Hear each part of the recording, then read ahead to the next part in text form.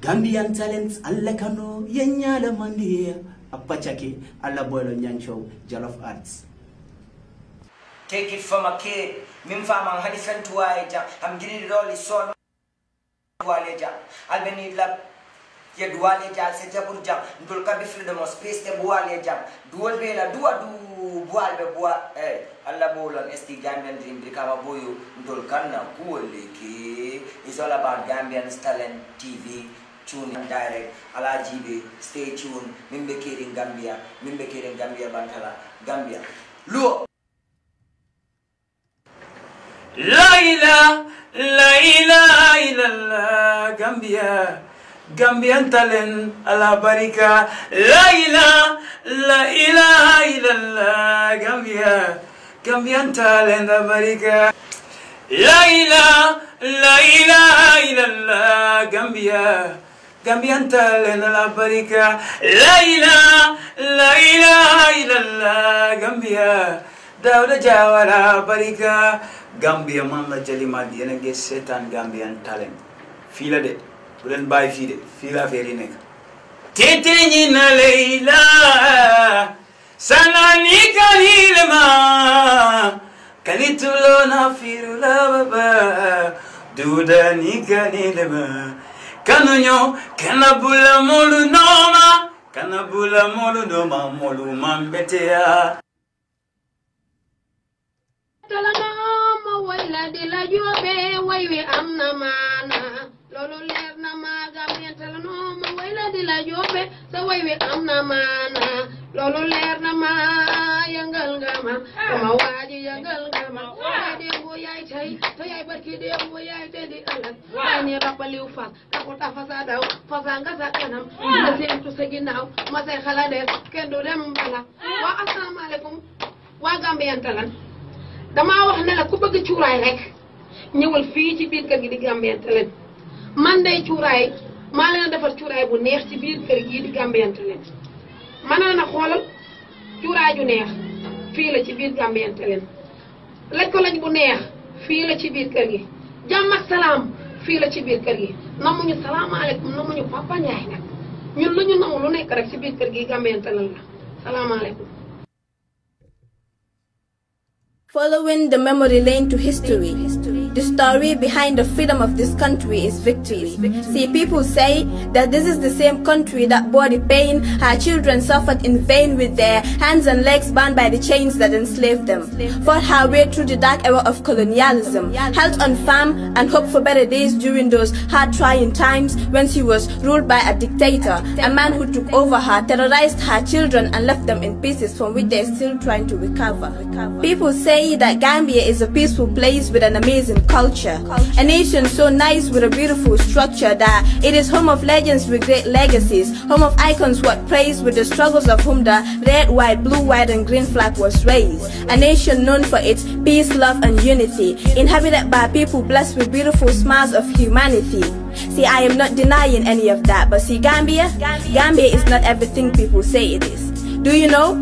Do you know that in the Gambia, corruption resides in the hearts of leaders? A place where politicians have plastic smiles fixed on their fake faces, other sweet words and trick people into believing they're nation builders. Instead, they're actors and two-faced cheaters. The majority of the young people in the Gambia are currently unemployed, even though they have the results, the degrees, the masters and all other required papers, which is why a lot of Gambian youth embark on the risky journey of illegal migration, a journey that costs most of them their lives as they drown into that dream-crushing ocean. You see, instead of figuring out solutions to this problem, everybody is busy pointing fingers. The young people blaming the government for not creating employment opportunities, for not giving them a chance to prove their capabilities, and the government blaming the young people for their lack of diligence. See, Gambia being this boy Bujanga by high school and all of a sudden drops out because he can no longer cope with the school system which he believes is too tough. Mutokir, where si ay wajuram wala mudor de campembeda. Morami goram bukoroba nako bro nakala faj ma fan jige ataya way. And when he's tired of this, he turns to the streets and earns himself a certificate in robbery, theft and drug abuse. Su pare nan deka bi neexut halis amut chono bi yaga na belegi jeexut man dal gisatuma dara lu dem back way. See, in this country everybody dreams to live in luxury, but instead we dwell in never-ending poverty. Do you know why? See, I'll tell you why. It's because in the Gambia people don't oppose each other with new ideas or innovations. No, in this country people compete each other with juju and witchcraft. Kuneka di hole someone with bad intentions. So do not be surprised that there is still no development in our nation. See, we are blessed with beautiful black skins, but we have hatred and jealousy in the blood flowing through our thickest veins. Just for power, people in this country commit the darkest sins. The Gambia being just could rare so anye warudundewo surere, even though more than half of the Gambian populace practices agriculture. In this country, a man can rape an innocent girl, take away her pride in the silence of the night and get away with it because we are so blinded by our culture. No magana na this Gambia why we don't even support our own. Being just a promoter who is willing to pay hundreds of thousands of dollars to a foreign artist but is never willing to do the same for his own. So for Gambian artists we ought to show the number of people you find them you can count and know why check is if foreign artists bring you away. Kuneka diligently Harris for clothes and tickets, all of that just for show. I mean, I know the Gambian music industry has some whack artists who already release crappy songs, some who are too busy hating and beefing on each other, which is totally all wrong. But there are a few good ones who are hardworking and have proven to be strong. So why can't we appreciate and support our own? Legi funit duga si deka bidega New Gambia. Well, I tell you something, there is no New Gambia. There is just a new government ruling over the old corrupt system, a system under which we are all victims. In this so-called New Gambia, everybody writes and says what they want and call it democracy. Well, I don't know if it's just me or everybody else is actually turning democracy. To the new government, we know y'all want to make our nation rise, turn it to a country that will take all by surprise. But see, even development comes with a price. We had voted for change once, who says we can twice? Power of freedom.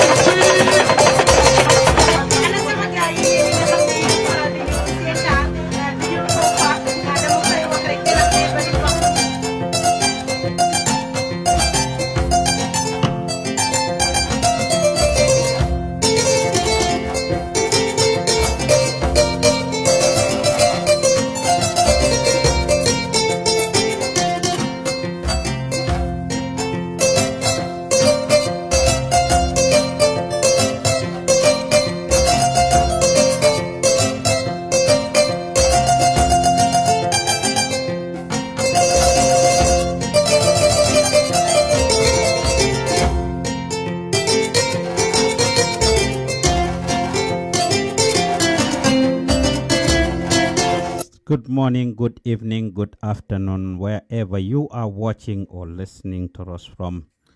You are listening to or watching the Gambian Talents TV special edition of Limagis Banjul, brought to you by Pa Usman Juf, as I always do.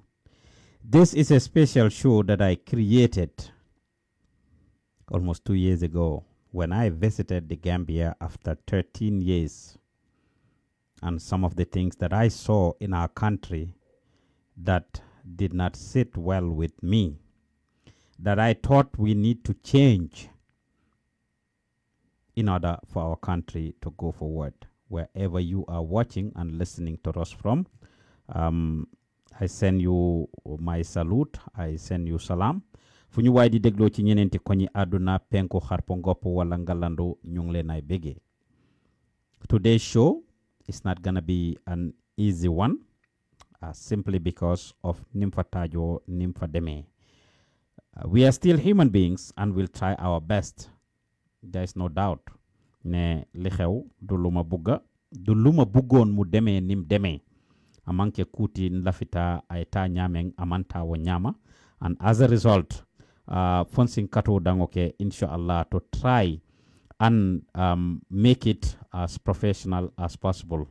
Lima njaka wax rek moy please asking and appealing to all of you guys that are actually calling to please stop calling, because I am not going to take any calls this minute. If you call, you are not going to do anything. If you call, you are not going to do anything but just increase the chance of us not being able to do our work right. Duñ mëna def suñ liggéey bi niñ ko bëgga defé programme bi dafa am num tédé, and you need to respect that. We are here to feed you with information. We are here to give you information. We are here to tell you what we know about what is happening with the issue of deportation. So kon ñu ngi leena ñaan, don't call, because we are not going to pick your calls, and you will be interrupting what we are doing.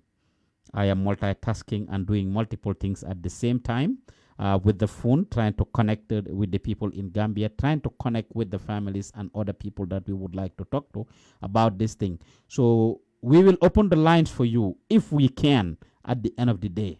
But since yesterday, we've been having overwhelming calls, the past 3 days actually.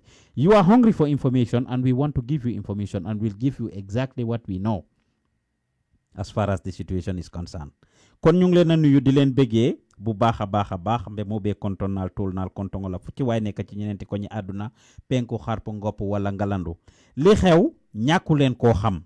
What happened? You all know. 2 days ago, today is Wednesday, on Monday the 25th, 20 Gambians were deported, were sent back to the Gambia from Germany on a charter flight, with each of these young men accompanied by 3 German police officers who put them on cuffs on both their hands and legs till they landed in the Gambia for 6 hours. Some of them had to travel for hundreds of miles before they got to Frankfurt by land in a car with other police officers, like Musa that I interviewed, for example, who got to his house that night, was picked up from his house in Germany around 11 p.m. from what he said, and he had to drive several miles before he got to Frankfurt. He was transferred to 2 different to 2 different police officers who actually ended up taking him to Frankfurt. It is very sad. Now, lenna dina ko wax képp ku xam Pa Ousmane xam ne suñ jàppee dara suñuy wax ci dara, we do justice to it. This is not blaming game. This is not politics. This is not taking sides with anybody. And we will not relent in what we are doing. We will go all the way out with it. Because 1, we are not breaking laws. Number 2, we are not doing anything law hamne is out of the ordinary. Suñ role is to serve as a check on society, serve as a check on government, to also inform, educate, and entertain the public, and that is exactly what we are doing in relation to this matter. Now, képp ku ñu xam, I have said it here, duma def show be jeexal ci affaire deportation bi lately, te fàttaliwuma leen ne we've been doing shows on this dating back to 4, 5, 6 years ago. Depuis bi ma def suma programme bi di ko connect with Paradise FM in the Gambia ci jamono Yaya Jammeh. And those days, the focus was advocating pour suñ ndaw yi ñu ñàkk a dem ci back way bi, knowing the risk involved, knowing ne àgga rek taxut ñu tekki, knowing ne àgga rek taxut ñu succeed wala ñu am luñ bugga. Unfortunately, a lot of them did not heed to our advice, our suggestions ak liñ leen doon wax. Te jamono ji ñu ko gis, so duñ fàtte di leen fàttali loolu. Ñoom ndaw ñi nekk Germany ñu nekk Libya bëgguñ loolu. They don't want us to go that route. They have to also admit their mistakes. Ñu bari si ñoom du ne xamuñ lii.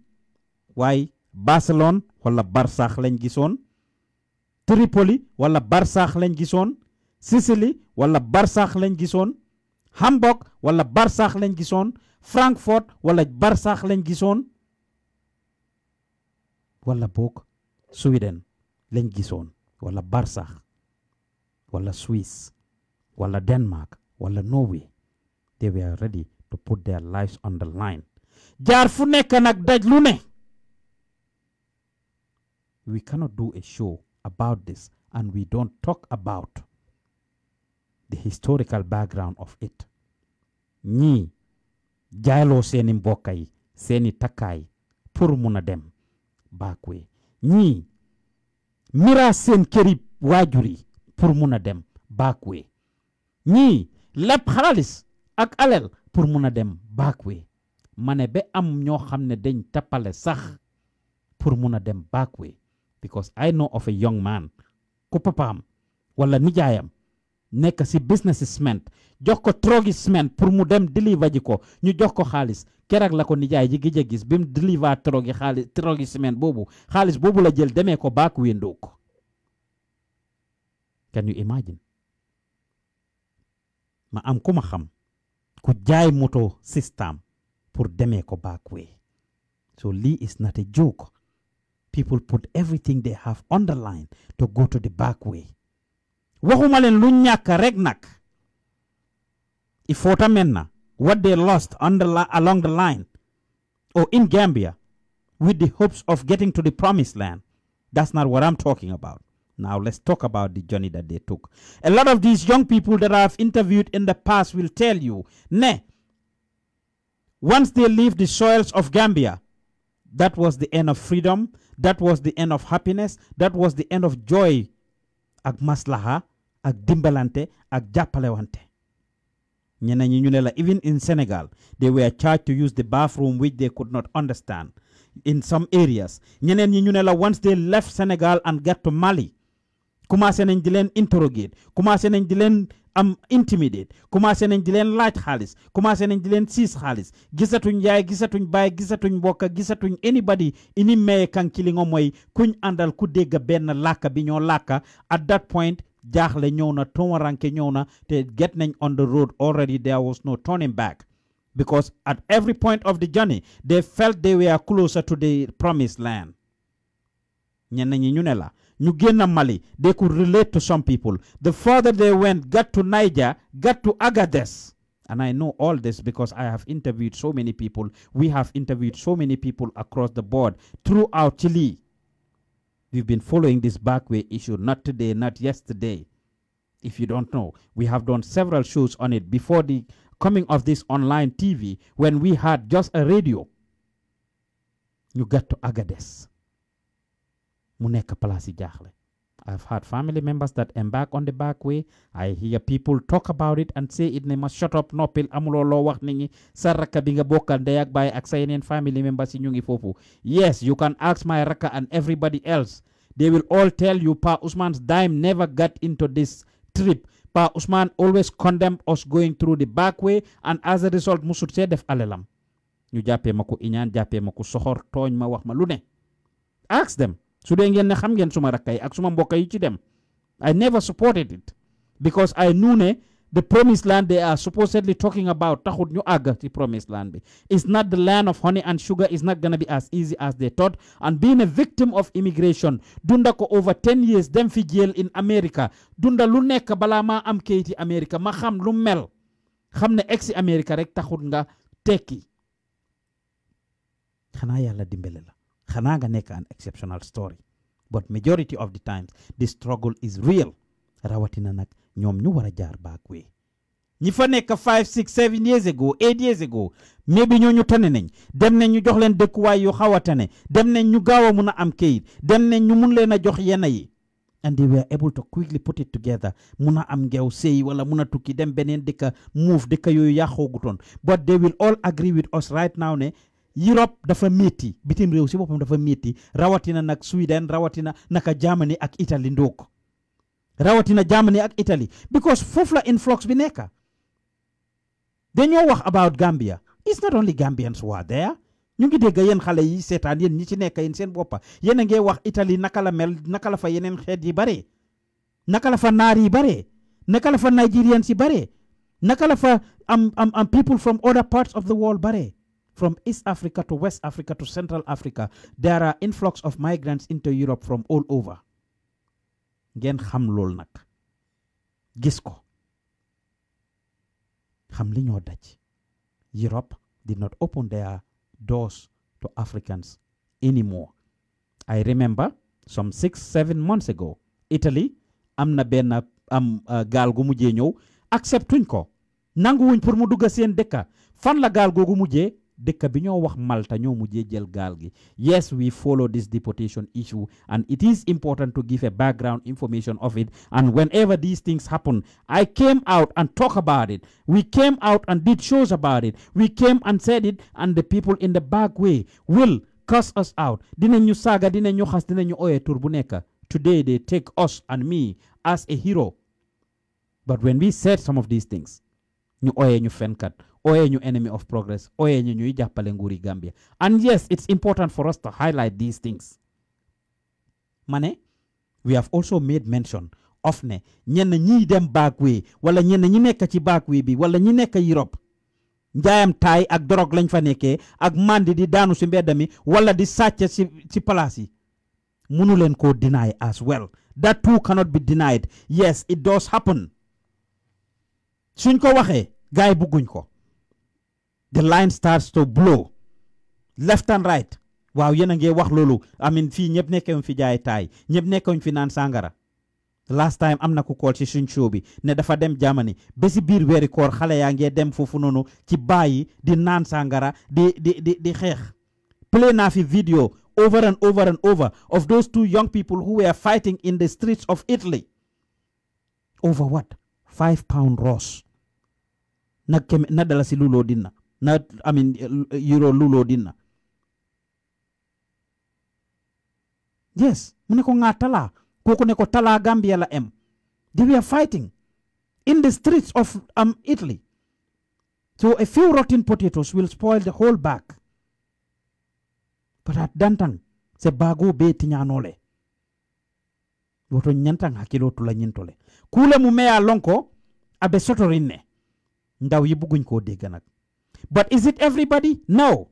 Barki Demba, when we did the show, we did interview some of the young people that were deported. One of them said ne ñu ko deporté mom fan lañ ko fekk ci school bi mu ngi tok di janga. What a proud person. What is a person we are proud of rather. Nga dem fufu toppa loi di janga ñu ñëw fekk la fufu just because you broke immigration laws. Musa mima interview again mu lapatoñu xamal ñu ne mom ñu ko fekka néega mu ngi tedda 11 si guddi ñu arrest ko. Kooku is somebody we are proud of. Duñ bi toog di defend kenn wala di waxal kenn koo xam ne dafa dem Germany nekk fa di jaay taay di jaay drogue di naan sangara di daanu si mbedd mi di agressé nit ñi di rey nit ñi di sàcca di tappale di yàqa deram di yàqa deri Gambia parewuta def dara lu baax kum munti nekk nag including suma family ku ko ci munti def I will condemn it. Te suma family members yi nekk foofu ku ma si waxal I tell you to stay out of trouble. I tell you to do the right thing. I tell you to obey the laws of the land. I tell you to stay strong and focused. Bula martakhatan put it. This is the reality. But guess what? In the process though, the Gambia government continues to deny that they have anything to do with this. We have talked about it. When been waxe about a year and a half ago, the Gambia government signed this document. Remember time Yaya Jammeh, the EU, the boycott, the def yu bari stop providing funding and support to the Gambia. The government mobilized a lot of people. Ñu dugga ci àll bi ci biir dëkk bi kon ne dañoo protest against EU demands. EU stop di jox Gambia xaalis. Nguur gi ñëw EU commencé di deal ak ñoom ñu rataxal seen diggante ak EU si saasi. People were happy that the government of President Adama Barrow rekindled the relationship between the Gambia government and the European Union. We were happy that the government of President Adama Barrow has changed the name of the Gambia back to the Islamic Republic. From the Islamic Republic of the Gambia back to just the Republic of the Gambia. Gene for that word Islam because Yaya Jammeh changed to the Gambia. We are happy that the government of Adama Barrow put the Gambia back to the ICC, the International Criminal Court. We are happy that the government of President Adama Barrow put the Gambia back to the Commonwealth of Nations and all the other international mbota yo xamne. It is important that the Gambia becomes a part of that. The relationship between the Gambia and these countries and bilaterals and multilateral countries was smeared, and they actually brought that back. Wallahi yen ñuy call suma sañoon ngeen stop the call. I am not going to pick up your calls. Please stop calling. This background information is very important si li ñoo wax. Because dooru tey ndax ñu bari ñu ngi dégga foog ne tey la door. We have been on this. We have done shows in which we talked about this. We tried to engage the government through their spokesperson, through the spokesperson of the office of the president, through the minister and the ministries of all the different line ministries who have a hand in this. Unfortunately, it has not been forthcoming. Now, a month ago, mass deportation took place. Balabubu, people have been deported. Dorotei, it's normal and natural for people to be deported. I have family members that have been deported before. Ñu bari si yeen xam ngeen ci jamono gu njëkk gi naka la fa daan demee. Ñu bari si yeen xam ngeen ne people used to be deported from Germany and other parts of Europe. But it got to a point where mass deportation took place. Historically, ci nguuri President Adama Barrow def nañ research nag ba sonna until this minute we cannot see it. Képp ku ko xam ku mësa dégg wala gis foo xam ne boole nañ groupe Gambians lu ëpp fukki nit boole leen benn flight charter a special flight pour delloo si leen Gambia from anywhere around the world ku ko xam mun nga ñoo wax ñun ñu ngi cee gestu but until this minute lu ñu suñ finding si jox we have never seen that happen si Gambia te loolu lañ bugg mu leer ñu bari ne waaw foog ñu deportation dooru tey ñoo xam ne probably pro government lañ wala ñu ngi jàppale nguur gi foofu la ñoo waxee yàgg na ñoo deport nit ñi ñu bari ok ñi jaayam taay lañ fa nekkee crimes lañ fa nekkee ak lii it is not true that everybody that is deported is a criminal. That is the fact. It's not true. Last year, March, si lañ deport 45 or thereabout Gambians from the United States to the Gambia. Ci time bi coow laa ngi ne cour ci deportation boobu ñu génn di wax he say ñuy wax di dem ak a ñëw fan la loolu mujjee deportees yooyu a month ago or 3 weeks ago laa interviewed kenn si ñoom muy Tidiane am Njaay mu explainal ñu lim jot a xam ak efforts yim nekk di make almost 1 year since he came back right now garabam yaa ngi jeex dem na am fu nekk Ministry of Foreign Affairs ak different places and he's not able to get anything out of them or from them for that matter unfortunately. Promise yi ñu waxoon yëpp ay waxi kese la ay waxi kese ba tey ji those deportees have given up. Back way returnees yi ñi nga xam ne ñoo nekkoon Libya ñu may faati doon wax bi mu nekkee ministre kayit googu mu sign vidéo boobu ñuy wane bi mu ko sign ak Mr Atala mi nga xam ne am Lajos mi nga xam ne mooy ambassadeur EU ambassadeur bi to di Gambia mu ngi explain loolu moom may faati ne bi moo sign loolu pour ñu nekkoon back way la pour ñu delloo si leen Gambia ak suñ excès ñu help leen with integration. Unfortunately that did not happen. Delloo si nañ leen ñi nga xam ne ñoo nekkoon Libya ne xaalis boobu ñu jox leen 3.9 million euros yi ne government yi Gambia jëluñ xaalis si loolu according to may faati European Union dañ sign contract bi luñ soxla ñu wax leen ne dañ soxla lii dañ soxla lele ñu provider leen ko according to may faati that is what it was for. Why not xaalis boo xam ne dañ leen jox physical cash pour ñu use ko pour def anything. This is what may faati said ne bi mu nekkee moom ministre loolu moo xew. Now moom génn na fa Mr Mbalo took over. Li xew be ak te uur be uur mooy Gambia government until they come out and talk we have been following them ñu ne signuñ a document. I have a draft document boo xam ne draft bi la we haven't seen when it was signed. Dinaa dugal kaal si kanam mu discuss draft document boobu noonu ba tey jii ñoom they are not able to talk. Tey si gannaaw laa la wax ne si la EU rep am country ambassador bi muy Atela Lajos came out and did a press breakfast and briefed journalists on this thing. Few questions suñ ko laaj yu fi deportation bi yu ko suñ gaay laaj yëpp dafa ignore loolu noonu seet na num ko am tabas ñabasee ba génna si the questions we asked very genuine questions to him. That video is on our page on our YouTube channel. You can watch it. If you haven't seen it, you go to YouTube and you visit Gambian Talents and you'll be able to see it. Now lan moo xew tey barki démba kon indi nañ 20 Gambians gannaaw biñ indee 15 boobu bi maa def lu tax Gambia du dem show on Sunday read naa an article boo xam ne the Chronicle ñoo ko binda ñu ngi wax ne nguuri Gambia through the Ministry of Foreign Affairs decide nañ ne dañoo renegotiate deal bi nga xam ne moom lañ am ak European Union pour affaire deportation bi waaye until and unless that renegotiation is completed the deportation is gonna be in effect according to document bi nga xam ne moom la gaay yi am sign on from draft bi nga xam ne jot nañ draft bi boo xam ne gisuñ signature bi waaye draft bi maa ngi amee di draft of that document and liñ ci d'accord they were going to be sent in installment njëkka ne ñoo yónnee 15 people ñu jógee fa yónnee beneen 15 in December lañ yónnee 15 people in January ñu yónnee 15 people in February ñu yónnee 20 people that's a total of 50 people ñoo xam ne deport nañ leen so far nguur gi nanguñ cee joxe information immigration officer bi when contacted dinaa dugal gaay yi léegi ci Gambia ñu ne xamuñ ci dara waaye nag dama def audio démba duma ko tayalee duma ci daw duma ci xaddi dinaa leen playal audio boobu noonu ngeen déglu some of the audio and the message that I passed across and the message that I passed across and the message that I said in the audio su ko defee ngeen xam that I predicted what is happening balaa ma leen a wax li nga xam ne moo xew is something that I predicted te bi ma ko predict these are the things that I was looking at these are the things that I was thinking of these are the reasons why I predicted that it was going to happen kon it's very important that we pay attention to loolu noonu ñu ngi leen ay bëggee yéen ñi ñuy déglu di ñu seetaan fu ci waay nekk ci ñeneenti koñi àdduna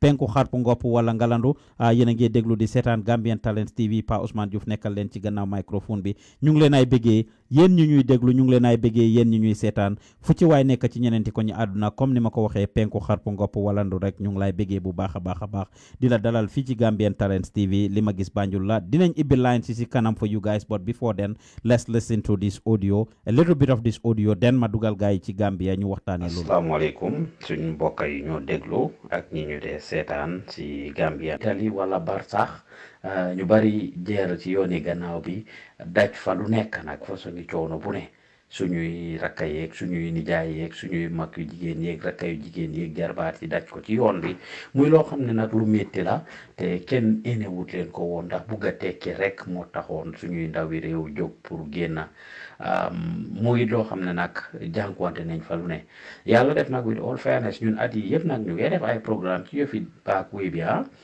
jamono jooju I remember maa ngi doon def programme ci Gambian Talents radio bi before ñu am télé bi online télé bi di defaale programme on Paradise FM ci Gambia ñuy connect suma programme bi di ko stream live in the Gambia maay interview ñi nga xam ne jaar nañ ci baak wéy bi ñi nga xam ne jaar nañ Libya wala boog àgg nañ Libya wala ñu àgg Italie ñu wax lañ teg ci jone bi ñu yàgga discourage ci ndaw yi ne buñ fa dem waaye jamono jiñ toll nii is not about ne dinañ demam buñ dem ndax foog naa ne kenn jógatut ne dafa tegu ci yooni baak wi waaye nag xale yi nga xam ne jot nañoo góorgóorlu wala ndaw yi jot a góorgóorlu daj lu ne ñii seen parents yi seen kilifa yi jaay seen i takkaay ñii seen kilifa yi jaay seen i kër yi ñii miraas seen i kër yi ñii leb xaalis ñii sàcc alal lu ne ndaw yi jaar nañ fa ngir mun a jaar ci yooni baak wi bi kon ñooñu suñ demee nag ba tegu ci yoon ba àgga def fa ay benn at ñaari at ñetti at ba ci juróom wala lu tegal mujjee ji jaamani kon ñooñu war nañ leen a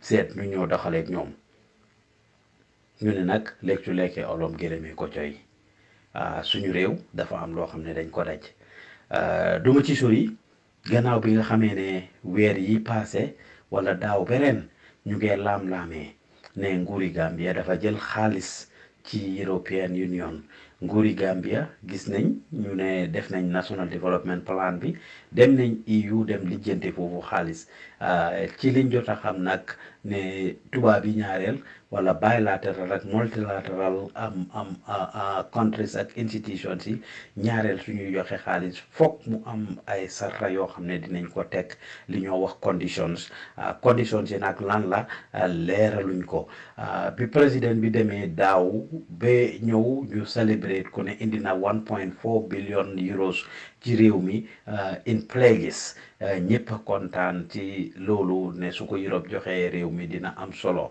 waaye nag sarta yi nga xam ne loolu la àndal ak xaalis bi lan lañ ci jot a jël ak lan lañ ci jël a gudd ak ndax technical assistant tab si bokk ak yooyu yëpp loolu xam ne nguur gi génnoon ne ñu leeralal loolu askan bi te du am solo la lenn nag laay wax nguuri Gambia kenn jógut pour yàq seen der président Adama Barrow ñëpp a jóg taxaw ci moom ñëpp a jóg taxaw pour moom victory Adama Barrow victory nguuri coalition bi kenn no single individual Gambian can take ownership of it ñëpp a bokk liggéey ko te liggéey boobu dañ ko war a recognize kilifa diine yi jóg nañ jël seeni kurusa du ngeen ne ñun reaching out to you we will continue to reach out to you guys every single time every single day duñ daw duñ xaadi tey su bés bi dooree it's 8:30 in Gambia right now as I send out this message by 9-10 o'clock dinañ colaat Ibrahima Sankare dinañ lijjantiwaat képp kuñ mun a call to see if we can get information from them su munee nekk fine su munta nekk tamit fine waaye dinañ lijjanti suñ kéemtalaay kàttan pour waxtaan ak askan bi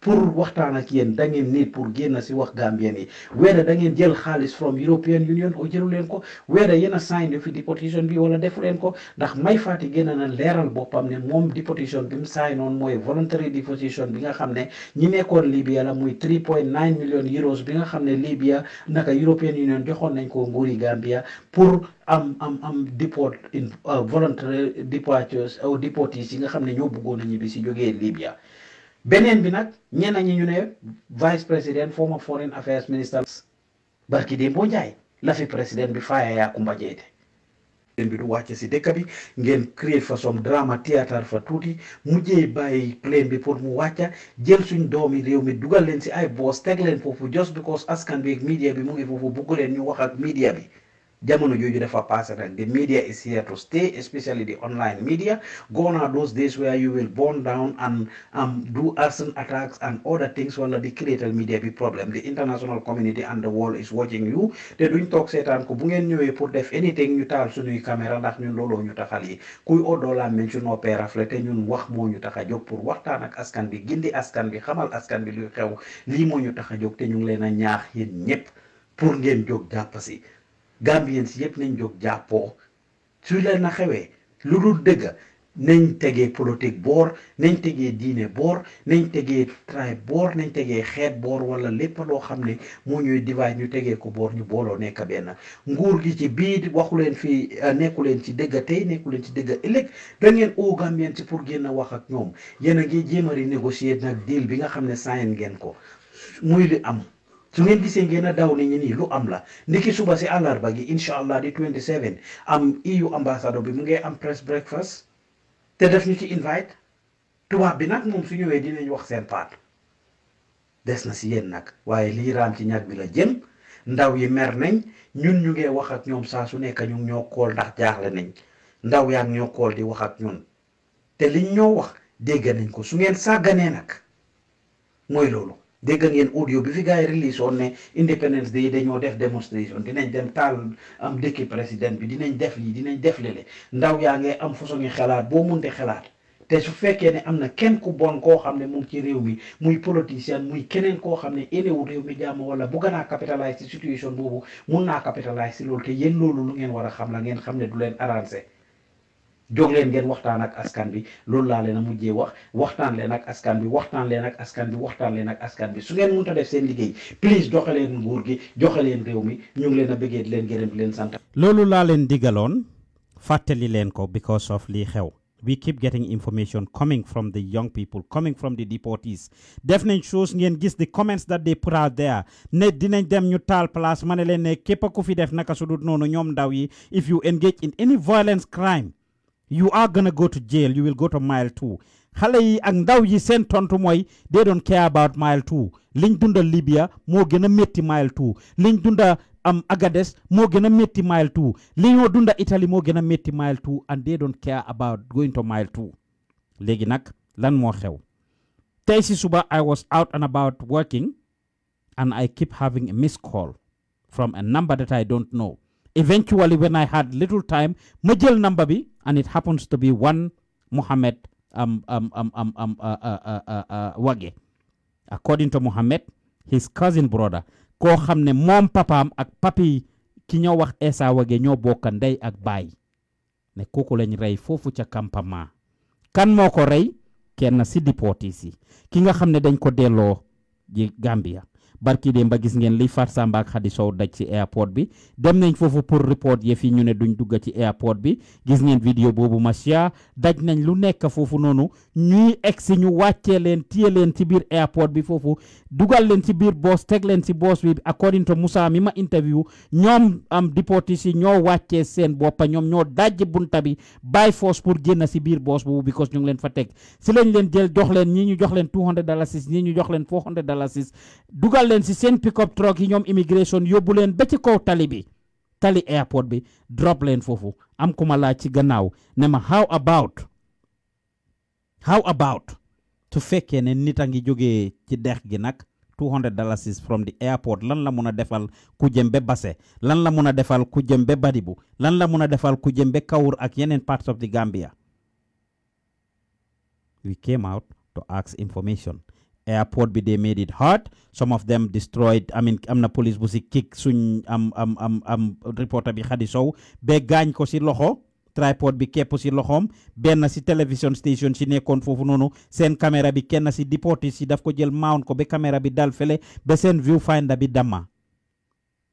They went through a lot at the airport to get information. ñuy làqa gaay di leen nobba from one area to the other only for us to get to the immigration public relation officer pour mu share information with us as to what he knew about this issue, as to what he knew about the situation about the deportees, and according to what we heard, he said they know nothing about the issue. I mean, he didn't know anything officially about the issue.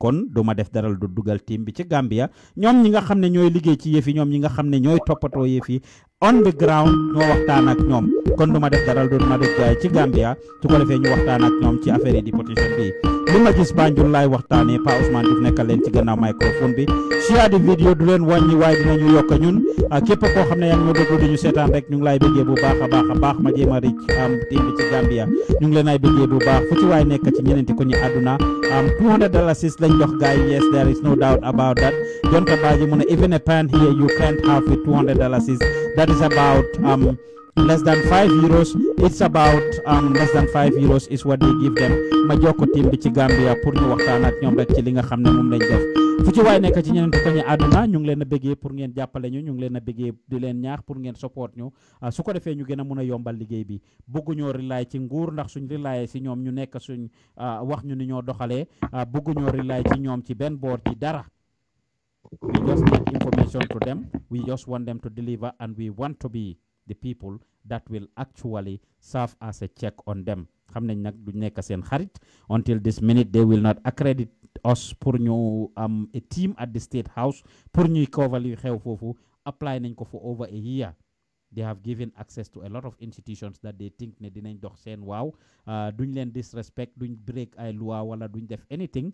We feel that we are qualified to have press cards and be able to cover things that are happening at the state level. Betay ji ñu ñoo jox di running around and will not give us those press cards. We just reapplied again a few days ago. Dinañ àgg foofu ak yéen waaye team bi nga xam ne ñoo nekk ca Gambia ñu doon handle li ma waxtaan seeg ñoom rek Aida nuyu naa la. Fay naa la Mr. Diouf. Dégg ngeen li nga xam ne moom laa nekk di wax. The past few days we have been very busy and very engaged in trying to get information for the Gambian people. Ci affaire yi barki demba you were not there yen ñuy call ñu ngi leen a ñaan pour ngeen bàyyi call si please because we are not accepting your calls at this minute. We want to give you information su ngeen defee da ngeen a break li ñoo def rek Aida dégg nañ li nga xam ne moo xew barki demba bi nga xamee ne Fat Samba ak Khady Sow dem nañ ci airport bi pour get information foofu noonu pour cover deportation bi nii liñ daj foofu gis nañ ko dégg nañ ko nga dellu gannaaw tuuti rek ndax caméra bang laa dog Aida wala caméraman nga dellu gannaaw tuuti rek waaye Aida li nga xam ne moo xew foofu noonu ñu gis ko seetaan ko and as early as the next day you were off on Monday because you went to Nden village to cover affaire Manjago. You were off that Monday. You came back on Tuesday yesterday and your first assignment was to get us information, to get us the reaction and the side of the government as far as this thing is concerned. Nga wax ñu Aida the first people you contacted was immigration through their public relation officer, Mr. Diba. Lan nga jëlee immigration bi nga leen contacté. waaw monsieur Diouf la jaajëfal di jaajëfal ñi nga xam ne ñu ñëw seetaan jamono ji ba tey di leen wax ne comme ni ko monsieur Diouf waxee rek depuis bi nga xamante ne nii lii soo dem kooku ko si airport bi ñëpp teg ci seen bët àdduna yëpp teg ci seen bët kenn réerewul si mbir moo ne ñëw ma woon comme ni ko waxee waaye Tuesday bi bu ma ñëwee woon sama first assignment bi mooy pour interview pour engage government bi ak engage yeneen stakeholders ak yeneen authority bi waaye ba tey it immigration bi laa njëkkee Aida nga balal ma rek Aida nga balal ma yen ñi call nono di setan di call number bi Gambia you can see ñoom Aida cannot put you live. I am the only one who can put you live and I'm not accepting calls this minute. So yéen a ngi ignore yéen a ngi disturb li ñoo def please stop calling please nga delluwaat Aida thank you very much.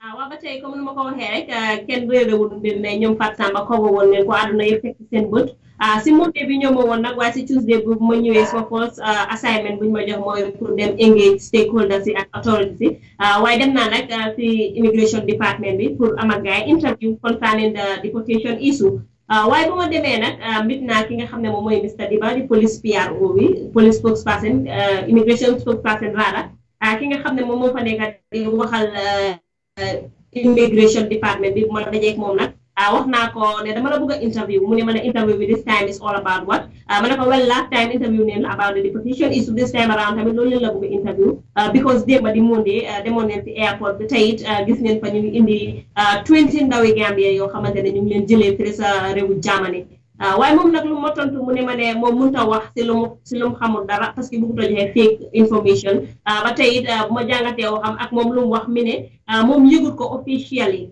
loolu la ma daal di wax waaye nag wax naa ko ne ndax before the end of this week mun ne la consult pour ñu interview la mu ne waaw amul benn problème yéen a ngi am suma nomba ngeen call ma waaye ndigi tey it call naa ko around 2 laa ko call bu ma ko callee nag mu uyu suma call bi ma ne ko ne Mr. Diba na nga def jaamalante moom ba pare ma ne ko Aida Kebe la calling from Gambian Talents TV maa ñëwoon sa office démba bëggoon a am ak yow interview nag loolu laa nekk di follow up ndax mun naa ñëw ëllëg wala tey mu ne ma ne I am sorry waaye li nga nekk di request li nga nekk di laaj mënuma la see jox benn tontu maanaam interview bu ma bëgg a def ak moom mënul ma see uyu benn yoon parce que bëggul ma see uyu maanaam daal moo ko jàngatee parce que bu loolu passé minute later xool naa ko bëggoon ko record def ko live pour rek allow viewers ñu dégg from moom waaye bu ma ko callee at first dafa uyu suma call bi bu uyoo suma call bi ma ne hello sir how are you rek mu cut off call bi off phone am bi bu ma callaatee phone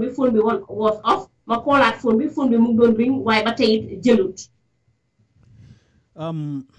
Bi nga ko contacté he did not pick up the phone but at first he told you ne he was not officially informed. Why does that mean ne yëg na ko ndax yëgut ko? bu ma ko waxee woon at first bu ma ko explain na ne 20 Gambians dañ leen deport si biir Gambia bi mu ne moom mu ngi soog a dégg loolu noonu si man. Okay, mu ngi soog a dégg loolu si yow.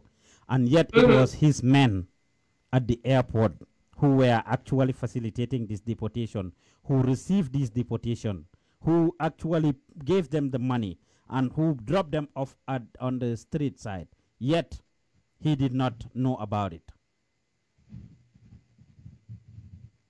Wow, gis neen fa immigration seen moto bi dafa mel ni moto boobu noonu waroon jël deportees yi di leen yóbbu di leen rocci benn di yóbbu ba am na si benn boy dañ ko doon yóbbu rek moom mu daal di yóbbu journaliste yi mu ne gars yi ñu ngi nii du ñu yóbbu den si la Fatou Samba ak team bi jël taxi ñoom daal di daw topp moto boobu noonu pour xool rek fan la gars yi di wàccee deportees yooyu. Okay. So that is it with immigration. You contacted him until few minutes ago and we are not able to hear anything from them. It's sad and unfortunate. I will play that clip of you trying to reach him and him picking the phone and actually running away from you, which is sad and unfortunate.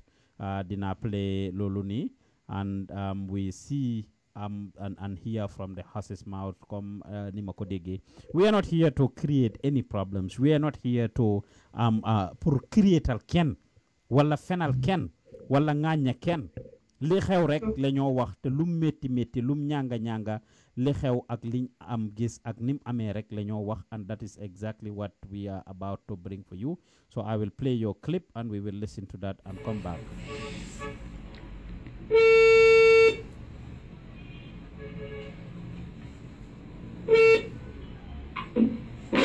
Hello, good afternoon, sir. How are you doing?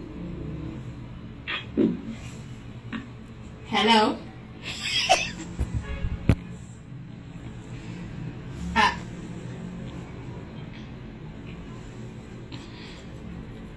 Remember your corner rider, which back will outside the coverage area.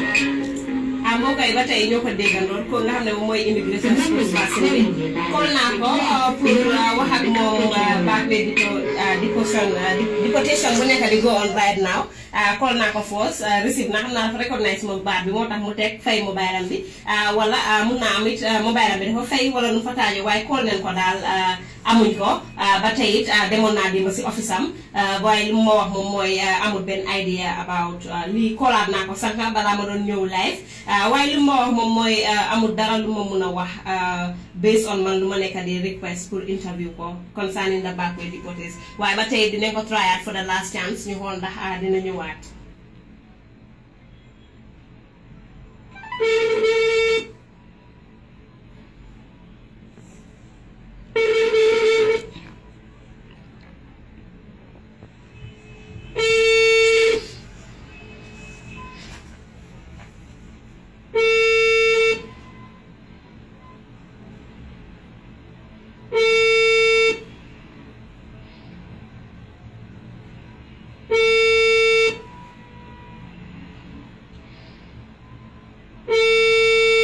Of course, this process continued all through, and I will just play again to see that he did pick up the call earlier and then later hang it up. So did not deluat Fofo, of course, and play that again, and you guys hear it. This is the beginning of it all. It rang once and he picked up. Hello, good afternoon, sir. How are you doing? Hello? As soon as he recognized Ida's voice this time around, he hung up the phone, and unfortunately, that is what happened. Dina ñëwaat ci loolu Ida, so what did you do afterwards? Bi nga ko try be sonani amuloo ko, what else did you do? Afterwards, bu ma ko try ni ba sona amuma ko dama daal di wax ci vidéo bi boo ko seetee ci NN bi wala ni ñu ko seetaan ko seetee ci NN bi wax naa leen xamal leen ne Gambian Talents moom duñ xaadle dañ tàyyi te duñ bàyyi benn yoon ba tey dinaa ko topp moom kool ko ba saay bu ma uyu rek ndax mu mën a tontu si ndaxte fi mu toll nii dëkk bi yëpp a ngi jaaxle bëgg a dégg si nguur gi waaye ba tey nekkuñ di dégg si nguur gi parce que bunta bu ñu bëgg rek gars yi wan ñu gannaaw. Jërëjëf Aida, let's continue to try and continue to do what we need to do. What comes to your mind? Is this something that makes your job easy, hard? Is it discouraging, frustrating? What comes to your mind with this? It is discouraging, it is frustrating. Lii dafa nekk loo xamante ne ni ndaw su si nekkee di ko def gis kilifa yi wala magi réew mi di leen respondé nii maanaam di leen wan jëfin bi nii ndaw boobu noonu dafa design ne du defal dëkk bi dara parce que yeneen saa yi man su ma toogee dama dee bëgg a give up waaye dama dee wax ne lii suma carrière la bii it nit ñi saaga neen ma bulli neen ma wala def neen ma lu nekk dama si war a jàpp ba mu dëgg ndaxte passion la tey mu suma xol bi te lu ma bëgg a nekk la taba tey rek dama si war a puus ndaxte Am Njaay dafa ne nit ki loo solul rek doo si mun a gis dara ba tey rek liggéey baa ko laaj gis ne nag métti na soo ñëwee rek waxal bëgg a ut information bëgg ko siya askan wi nit ñi nag leena leen pay pour understand ñoom den foog ne ñun luñ nekk di def ni we are doing it for our own self waaye su nekkuñ di def loolu ñun askan waa ñu tax a jóg ñu bëree ngi toog jaaxle tey suñ génnutee wax nit ñi duñ xam lan moo nekk di dem ndaxte loolu nekk na loo xamante ne ni dëkk bi fi mu toll nii ñëpp a ngi jaaxle ñëpp a ngi toog si nen kenn xamul looy def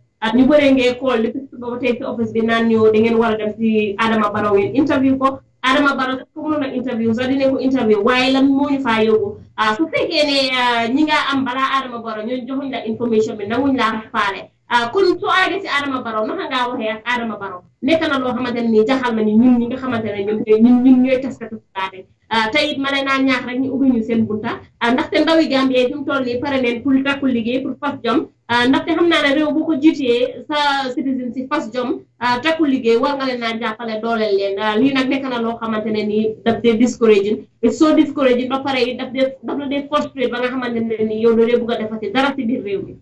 You did not have just this experience dem Banjul Demba 3 assignments la jox nga dem fofu. What are those 3 nga tenkal ñu? The other 2 are not related to every deportation bi but nga tenkal ñu rek to create that chronological order ak the establishal ñu the consistency of frustration we are going through when it comes to having access to information in the Gambia. Yenen 2 assignments yan la jox ak lan nga fa jëlé?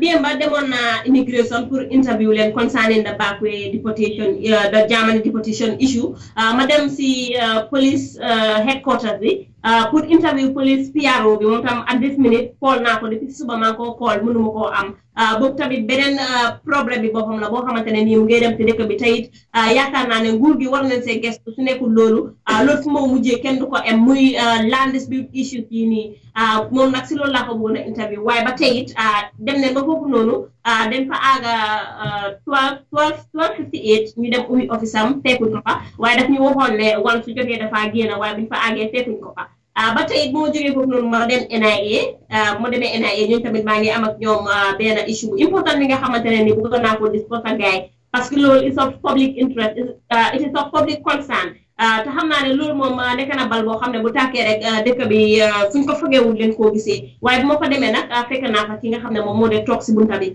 kooku nag bu ma demee wax ak moom explain naa ko ma nekk na I am Aida Kebe of Gambian Talents TV dama ñëw fii pour meet seen ay PRO bi mu ne ñoom mënuñoo bàyyi kenn ñu dugg si biir if you do not apply formally to have that conversation with their executive. Ma ne ko ne okay, then how can we do that? Mu ne well, we don't talk to journalists. Ñun duñ dee wax ak journalists yi. Then ma ne ko ne okay, then no problem. Si laa génn ma contact Fat Samba pour explain na ko.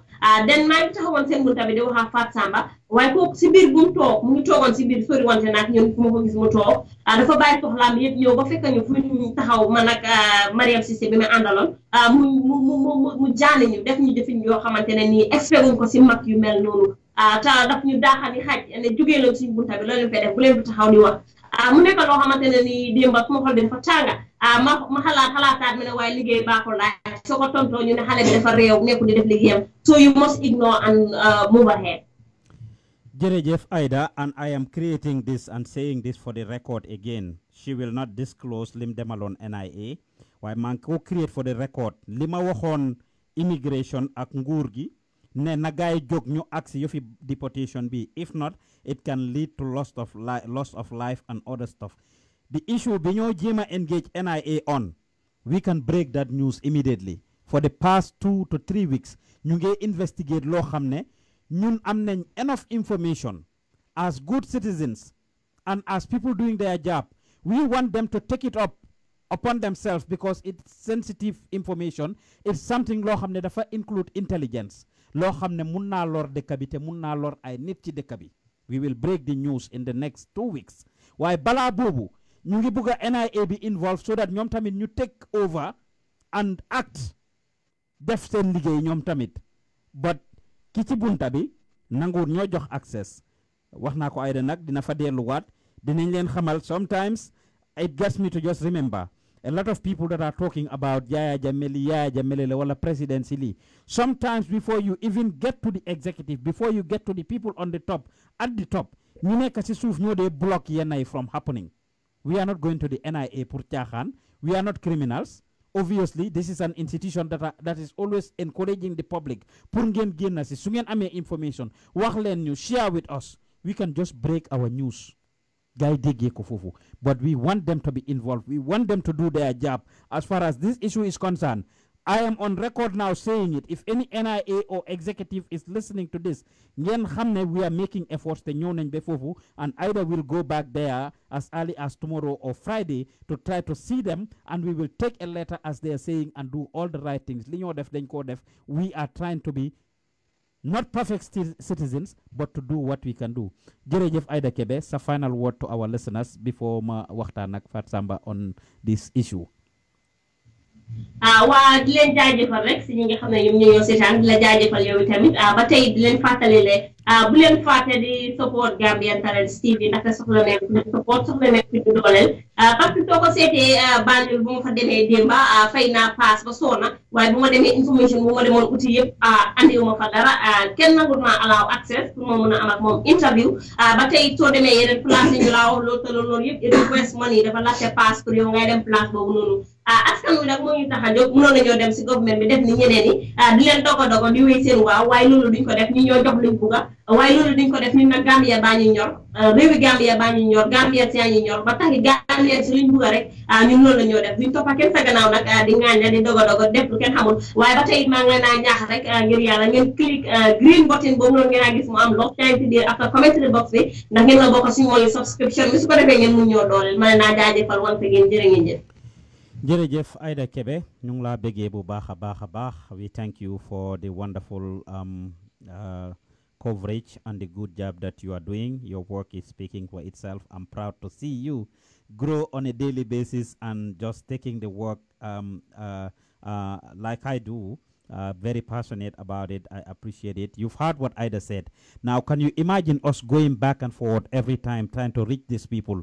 Can you imagine the amount of money we spend in buying credit and credit and cards to call these people?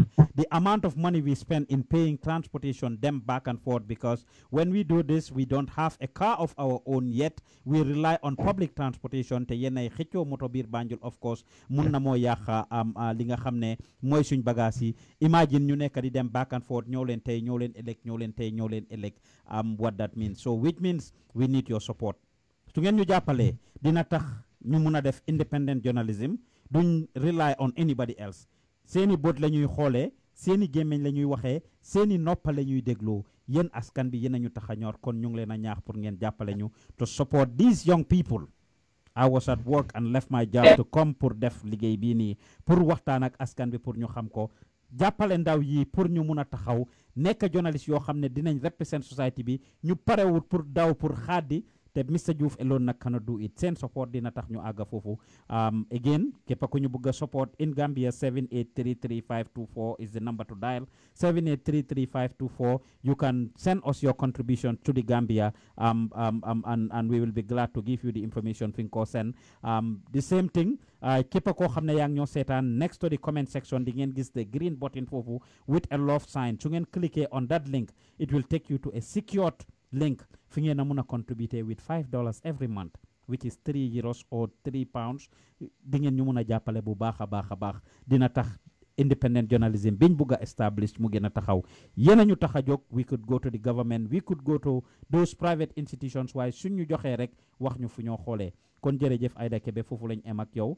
Ma continuer rek pour waxtaan su ko defee ñu indi Fat Samba. But yéen a déggali Aida wax immigration ñi nga xam ne ñoom ñoo amee yëf yi. Either we can have Fat Samba on immigration mi nga xam ne ñoo amee yëf yi ñoom ñi nga xam ne ñoo receive ñi at the airport, ñoom ñi nga xam ne they are the ones responsible for this, ñoom ñi nga xam ne they are the ones who actually facilitated this whole process.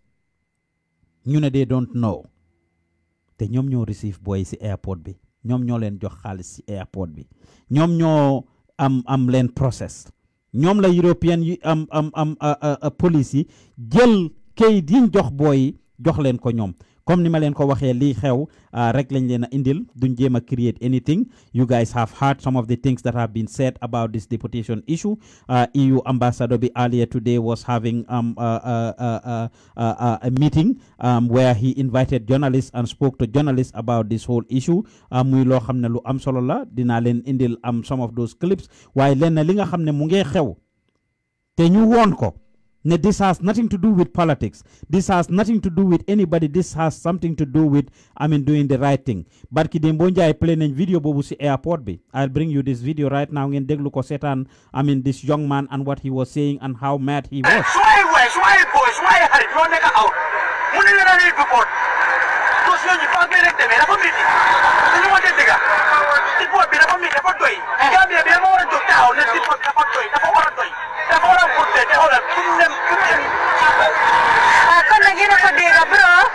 bro li nga wax am na solo bu baax a baax mi ne deport bi dafa doy dafa war a doy ñëpp a war a jóg génn si taxaw fu dëgër ne waaw déportation bi lan moo ko waral booy bi mu ngi nii $100 lañ ko jox amul benn use $200 accident si airport bi gis nga xam ne ñoo ñëw fii sax soo waree ñëw jóge si airport bi mu gisee tuure bi sax mu ne man lii rek laa amee suma biir poche dafa nécessaire waaw danga xam ñooñu lan lañ nekk di liggéey foofu noonu ak ñooñu luñ nekk di liggéey seen biir dëkk $200 danga xam yóone yu nekk di yóone yow yaa ngi amee taxi soo waree jóge airport dem ba Westfield loolu ñaata la war a doon comme man su ma waree génn fii nii waaw nit bëggoon la jël town trip mu bëggoon maa jël town trip like airport ba Westfield more than $200 because su ma fee $300 right now fii dama fi jege $400 waaw bu ñuy ñëw de 500 leen fay yéen ñenaa jox ñooñu $200 pour lan garaaw na $200 ma ne ko garaaw na lu mu saf ko ma caa ko xam ñiit yaa ngi nii maa ngi wax suma ay boy ñoo nekk aw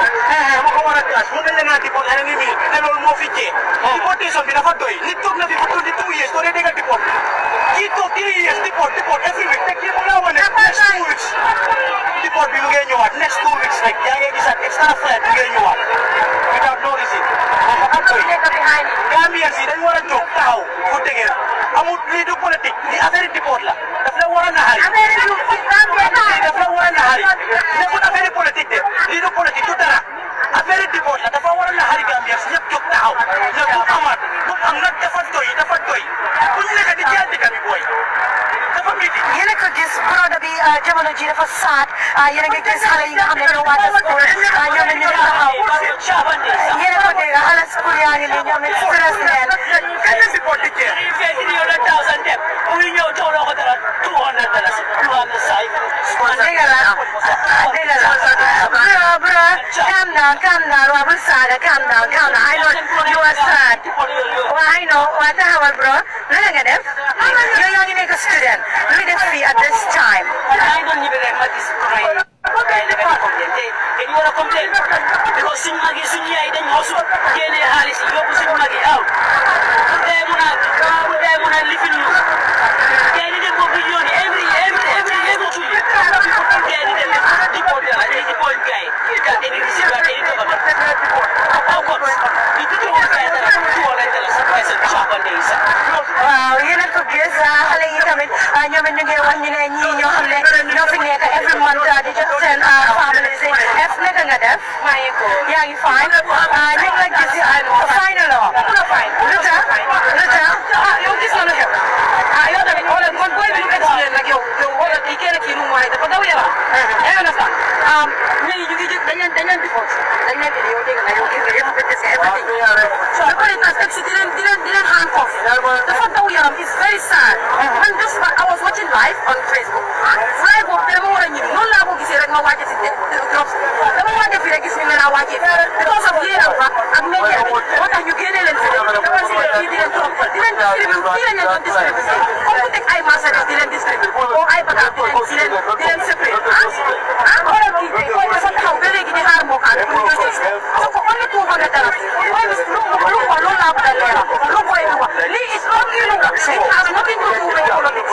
this is not politics Adama Barrow ñun ñëpp a ko xeexal Adama Barrow daw na fi daw dem Sénégal Gambien si lañ waay aduna bi Adama Barrow daw na fi boo swearing fan la ko defee du Sénégal kon nag suñ waree jóg ñun Gambien yëpp ñoo war a jóg moom di toog fii mu ne ma moo teg boppam moo génne Yaya Jammeh moo def nii dëgg la Yaya Jammeh man I hate Yaya Jammeh to death Yaya Jammeh dëgg la lii moom du ko nangul benn dëgg suñ ñëwoon defe naa wane delloo leen ko jógewu kon yéen a dégg what some of those angry people said about what has happened yéen a ko dégg foofu noonu dinañ dugal Fat Samba pour waxtaan ak moom li nga xam ne moo xew foofu noonu ak encounter with the government ñu ngi ko jëlee as caaxaan dégg ngeen xale wi school boobu di wax bay saaga ndey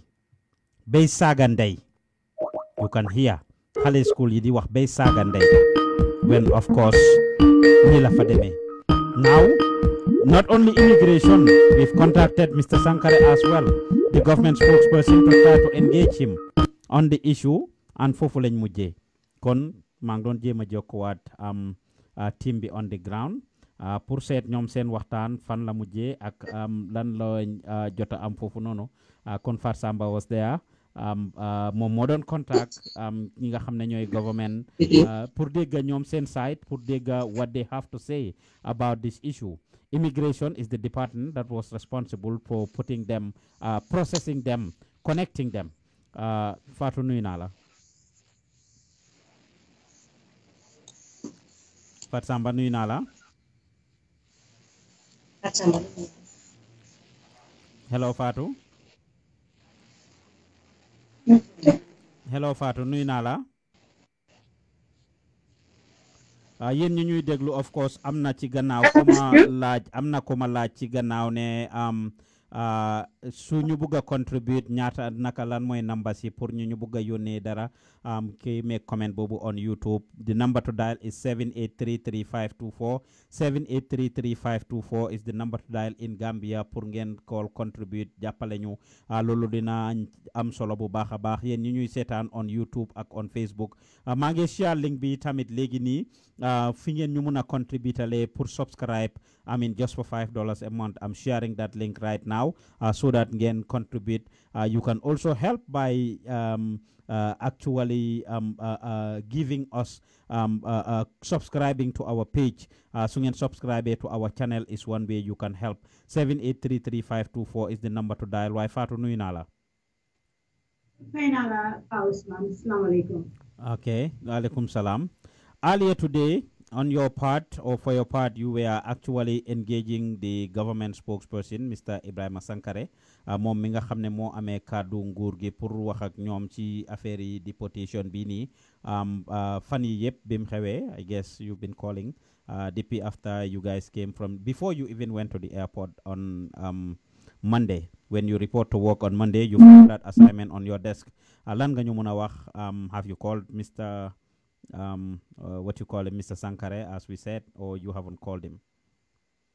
Well, jërëjëf Pa Ousmane call na ki nga xam ne mooy government pour passage bi di Ibrahima J Sankare call naa ko bi ma ko callee ci Monday bi aw ma ko woon ma callaat ko ma am ko mu ngi woon si binal président bi li nga xam ne mooy speecham su paree dina ma callaat yi back but callut ma back after man tamit daf ma wax ne su ma ko déggee ma callaat ko. But then di nga gis ne time bi nga xam ne moo war a dem airport moo nekkoon ak 4 so time bi ñu ngi woon ci biir nga xam ne mooy airport bi so mun ma ko na call so barki bi ma tam call naa ko aw ma ko waaye tey call naa ko am naa ko ci téléphone bi wax nag moom nag bi nga xam ne dama ko call def ko fi nga xam ne nag mooy live mi ne moom du mun a wax si téléphone bi mais tey du mun a wax live parce que waroon nañ ko mun a inform waaye kii nekk na ki nga xam ne man personally call naa ko more than 1 month ñu ngi ko toppa bëgg a am ak moom li nga xam ne mooy interview toog ak moom face à face du record sax toog ak moom interview ko yóbbu suñu question laajte ko li nga xam ne mooy wàllu deportation bi mi ne nag moom dafa bilig si li nga xam ne mooy facts dafa bilig si li nga xam ne nag mooy xibaar yoo xam ne yu ko leer la bëggu teg bi na di wax xibaar yoo xam ne leerut ko moom nag bi ma waxee moom ma ne ko ok amul problème léegi nag seetal li nga xam ne mooy xibaar yu leer yi nga get back to us so after 3 days mi ne ma call naa ko 3 days yooyu noonu aw ma ko callaat naa ko every time but then aw ma ko ñëw na bi ci place bi fii sax wax naa ko ne ñu ngi hard information mais once ñu get correct dina get back to us so after 3 days time tam callaat naa ko aw ma ko ma callaat ko mu ne tay bu mu paree si information yi dinañu ko jox still ñoom it ñu ngi def seen li nga xam ne mooy fact finding but until this current minute duma wax ak yow dégguma dara ci li nga xam ne nag moom la wax. This is not any game lii pour jàppale askan bi la yaa ngi ko call all along including tey si suba and you could not get hold of him bi nga xamee ne dëj bi xew na tamit ki réer na wax naa la nga koolaat ko pour seet ndax government bi yëg nañ did you actually call him back and what did you get from him gannaaw bi nga xamee ne lii xew fele ne le xew na ba pare. Yes, I called him back and he said, Mom, this kind of journalism, Mom Hamud ko. doo ko mën a call live di ko def on the camera, and then I remind him back of our conversation buñ am ne ko I've been following him and then dama bëggoon a am ak moom face à face interview toog ak moom waxtaan ak moom but until this minute joxut ma opportunity bi su ma joxoon opportunity obviously man mii dinaa toog ak moom waaye joxut ma opportunity bi, and I was live and people want to know lan moo nekk di xew ci dëkk bi and people want to hear from government, so I have to call him and I announced to him ne maa ngi live. So he said, Mom, suma génne off the line.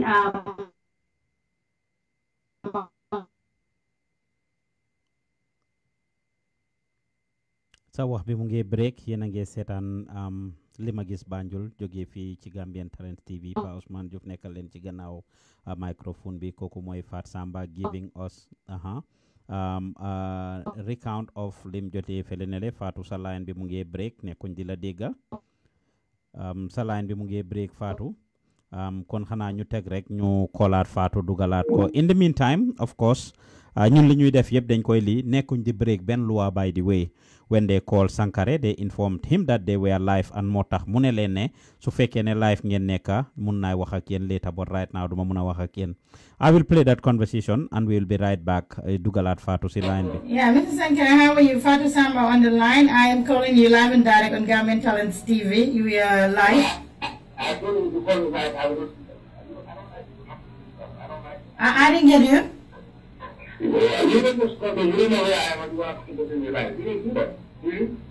Yeah, that's why I said I want to talk to you. Yeah, that's what I'm saying. I'm not going to talk to you because tonight. You don't do that to me. I'm not seeing So when can we talk about what I told you the last time pertaining to the deportees? Call me when you finish your live program. Call me. When I finish, how about people who want to know about, how government... I'm asking you to call me when you finish it. All right. Thank you, sir. So when will we do our work and do it the way it is supposed to be done? Call me when you finish. We call them when we finish. And they either don't pick up the phone or when they pick up, they cannot give us any information. Yéen a ngi déglu di seetaan face li ma gis Banjul jóge fii ci Gambian Talents TV Pa Ousmane nekkal leen ci gannaaw microphone bi duñ daw duñ xaadi share naa link si foofu of where you can support us. The telephone number is 7833524. That's the number to dial, 7833524. Fatou sa line bi mu ngi xawoon a dem off nga dellu si waat rek so bi nga callee Ibrahima Sankare mu ne nga colaat ko back su fekkee ne dem nga offline. Like I said, it's like you spoke to him again. Bidej bi xewé call bobu was earlier before ñu yek ne am nañu réer wala am nañu génn àdduna kon bi nga ko mujjee colaat what did you get from Sankare bidej bi amee did you talk to him and naka ngeen mujjee waaw bu ma ko mujjee colaat jotuma dara moom daf ma wax ne su ma koy call bu ma nekk live naa ko call time bi nga xam ne nekkuma live ma wax ko ne dama ko bëgg a am in an interview ma remind ko back si li nga xam ne mooy suñu conversation bi wax ko ne sa man kooloon naa la all this while wax naa la dama bëgg a am ak yow interview ñu toog ne ma yaa ngi make research but fu mu nekk nii it's almost a month depuis nga xam ne si laa la call until this minute dégguma benn wax si yow so man daal man laa xaar ba sonna su ma la déggee rek bu boobaa nag ma ne dinaa mën a toog ak yow so mu ne ma ne déedéet interview bi du mun a possible at that minute loolu ma wax. So fan ngeen daanele did he say anything about moo nekk ne dafa just insist ne bu ma ko call live su ma nekkee si interview ma ne ko kañ la ñu mun a amaat this interview kañ la ñu mun a toogaat ñu def interview mi ne ma anyway si la teg téléphone bi jeexaloo ak man ne ma this kind of journalism you are doing is not it's not ethical, and I said to him that journalism B, this is what you think, but I informed him I am lying. If you were busy, don't pick the call. That's what I told him. I said, Madam, I'll call, and I said I am lying. So if you're busy, don't just pick the call. But anywhere around the world, journalists can call people, especially if you are a public officer. You call and you know the interview. So you are not comfortable for like he said earlier. He said he was in a meeting. So bu nekkee ne moom he was in a meeting waroon na moo ñaaka pick call bi mu xaar ba mu pare meeting am bi mu doog a call back si li nga xam ne nag mooy man mi nga xam ne man maa ko call waaye bu ma ko callee moom mu ngi si meeting waaye daf ma uyu man tam si laa ko ne I'm calling you live on Gambian Talents TV. You were also asked to call the family of Essa nakala santati sax was Essa Waggeh, yes, ki nga xam ne moom lañ jota rey muy Haji lan nga jotee si Haji si Essa si Haji bi nga ko contacté muy broda Essa bi. waaw bu ma ko contacté moom call naa ko ba sonn nag until this minute balaa ma doon ñëw tryaat naa ko balaa ma doon ñëw on air léegi nii callaat naa ko but then uyuwut suma call bi. Uyuwut sa call bi. What does this do to your work? Of course, nga jiite team bi foofu and trying to get information always about things that are happening. Yena ngeen fanaan ñëw si suba si just like today pour jéema fekka ma bàyyi leen assignments of what to do. You going out and trying to get information and sending your team and them coming back with nothing after spending all that time, those resources and everything to go there. Better yenen events is duñ ko cover. What does that do to you and your work? Honestly, Mr. Juve, it really takes a strong person to do this job, especially in Gambia. Jambar rek moo mën a toog in Gambia di def liggéey bi nga xam ne ñun moom la ñooy def di journalism rawatina nag di def li nga xam ne mooy journalist bi nga xam ne yaa ngi follow li nga xam ne mooy active xoolaloo family xoolaloo friend xoolaloo ki nga xam ne mooy dëkkandoor bi xoolaloo ki nga xam ne den ma booleeg moom tey lan nga gis moo nekk ki nga xam ne mu ngi def liggéey bi nu mu waree nga kool ko def ak moom ki nga xam ne defut liggéey bi nu mu waree nga kool ko wax ko ne yow de li ngay defee nii demeewut noonu soo bëggee def those kind of journalism rek you will become the particular person bi nga xam ne everyone will hate you ku nekk daf laa bañ because liggéey bi dafa frustrating honestly sometimes yow sa bopp da maa call ma ne la honestly Mr. Diouf at this minute soo maa ngi please nga baalal ma man ma call la because fekka ñëw naa si office bi maa ngi fekk Aida mu ngi ñëw ne ma ok dem naa place sangam lii laa fa def ba den li ma xam ne moom laa fa dem defi ji sottiwul nga xalaat keneen tamit ku mel ni Hadi Sow ñu ne la ok dem naa immigration o dem naa fi nga xam ne mooy justice o dem naa place bi foofu noonu tam sottiwul nga ñëw ku mel ni yeneen reporters yi ñëpp ñëw wax la loolu noonu te yow as a team leader especially ak man as an individual dama dee bëgg suma xëyee may def dara ma achieve because suma achieve something it's like the nation achieve but at the end of the day ñoom ñëpp ñëwee ku nekk wax na ne ok jotuma fii o dem naa fii kii waxut lii o kii waxut le some point sa danga fa ne ñoom demul den la wax ne den dem but di nga gis ne ñun what we are doing soo gisee ñu dee call nit di record or ñu call nit ñu dem ci place ñu jël video or ñu even take a picture of that particular place lan moo ko waral because we want people to know ne den dem to the right place den def li nga xam ne moo ñu war Mr. Diouf anytime ñu ngi génn a fii dinañ make sure ñu yóbbu a press card dinañ make sure ñu yóbbu phone boo xam ne am na credit because sometimes you go to this places like immigration bi nga xam ne Aida moom la fi wax léegi dem na ba immigration si bunta bi Aida mu ngi amee press card ki nga xam ne mooy security mi ne Aida du dugga Aida mi ne ko dama war a dem interview ki nga xam ne mooy police immigration PRO bi kooku ne ko call ko te yow yaa ngi si bunta bi as a security guard yow yaa war a call sa boss nag ki nga xam ne moom moo ñëw guest bi moom moo war a call sa boss so it's only in Gambia boo xam ne yow da nga soxla nit ki nga éega bi si bunta bi ñu ne la yow call ko kooku du ko nangoo call but at the end of the day anything loo xam ne suñ ko defee du tax dafa tax ñun ñu am information all the time dañ ko def but Mr. Diouf to be honest with you it's very frustrating sometimes ma dee eewu suba ma ñëw office I look good suma dugga si ñëpp li yaa ngi nice yaa ngi lii but at the end of the day after nga gis ay baram bi demee side you know mails bi demee whatsoever because of the frustration bi nga go through nga ñëw accountant mu ne la xaalis nekkul di dugga but instead xaalis mu ngi génn ñii ñu ngi dem defi ci interview but interview yi gars yi leen def maa leen jox pass maa leen jox credit but xaalis bu ma leen jox yëpp at the end of the day amul story léegi lan moo tax ngay dem di defi ci certain interview and at the end of the day you will even think ne lu gars yi wax is true in as much as accountant bi mu ngi bëgg a save xaalis but lu ma wax tam dëgg la because kuy dogi tata but yow yaa ngi dem at the end of the day loolu nekk loo di ko achieve sometimes the network we use like you using another GSM company ki nga xam ne mooy government official bi mu ngi use another company some of these people you even call them ñu ne la hello hold on baala ma wax ak suma protocol bi o baala ma wax ak diw o baala ma wax ak diw you have to be patient enough to listen to these people Then I could be patient. Sometimes I talk to certain people, you call them, hello, okay, you're like a manufacturer, wow, right? Hold on, wow, do or you like a cocoa, definitely, once you're on the phone and you need an information about it, is a yes or a no. So it's sad. And at the end of the day, King Hamnamunga talk hold on to phone for let's say 1 minute, not talk because I move definitely communication. At the end of the day, when you are back to you, hi, sorry, Langa Bugo, Linga Bugo, sorry, I cannot provide that information. So look at what I'm hard rock. But at the end of the day, come to my head, Paos, need Lloyd Efrek, Dangawara said, elect, but not take. So you should be given elect, said, but not take. But it's really challenging. And another thing, man, talk sometimes especially office your family members, you calls from any family members. I'm not on WhatsApp, I'm not on like messenger because nga was the staff, demal plus, nga dem seti dem o nga dem def interview bi, nit call sa family. Hello, do sa mo osa papa turam call ko hit na mo sa fala sa papa neka.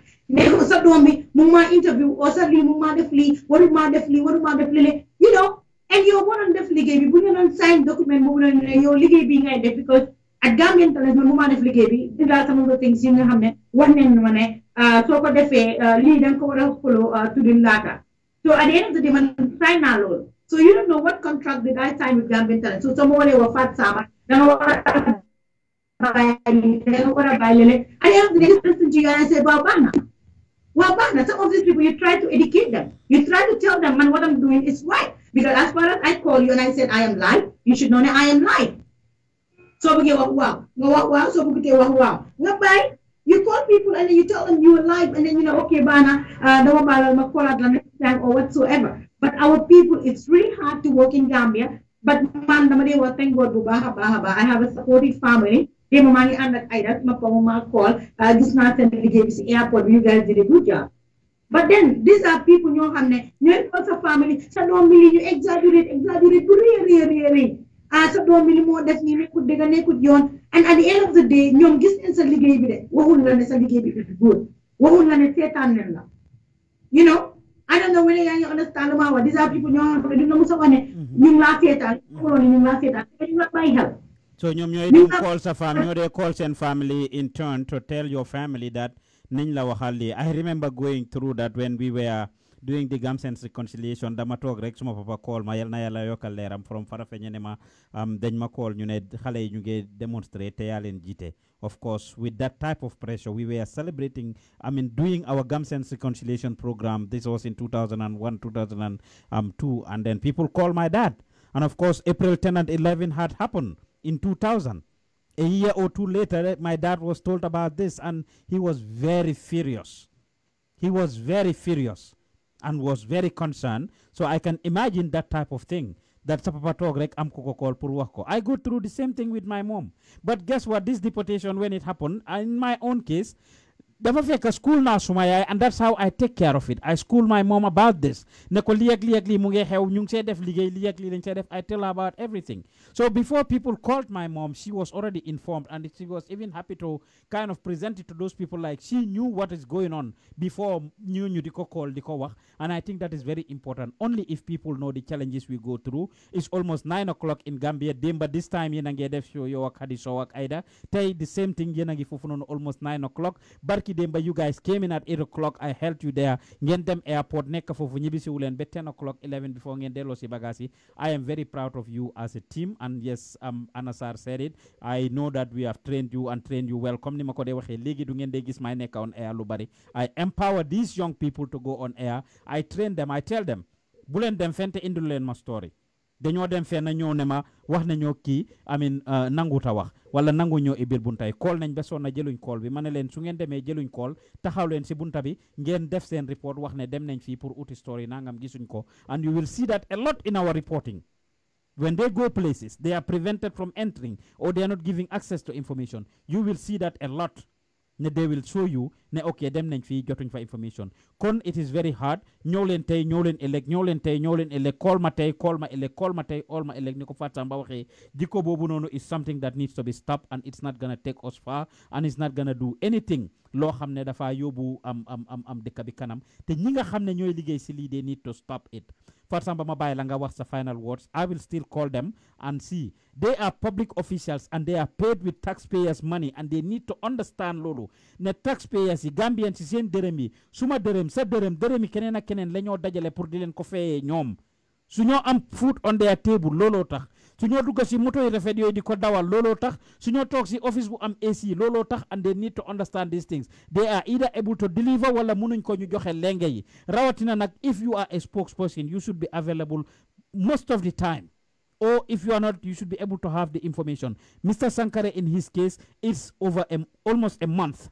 on the 29th of last month the last deportation be happen on today is the 27th rather in 2 days time it will be 1 month and since that day we've been trying to get hold of him jot nañ ko man suma oppa dugal naa ko on air mu ne dina def research am and get back to us he wants to give us facts until this minute Mr. Sankare you cannot tell us ne yaa ngi research benn thing that you cannot get Fatou Samba ma bàyyi la nga tàggatoo and I'll try to reach them whether they pick up or not is a different story your final words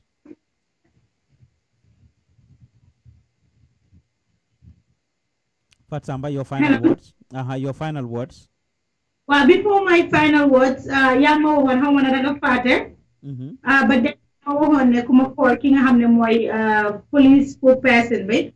Call na king hamne moy APS king hamne moy ASP Njai. Call for more than 10 times.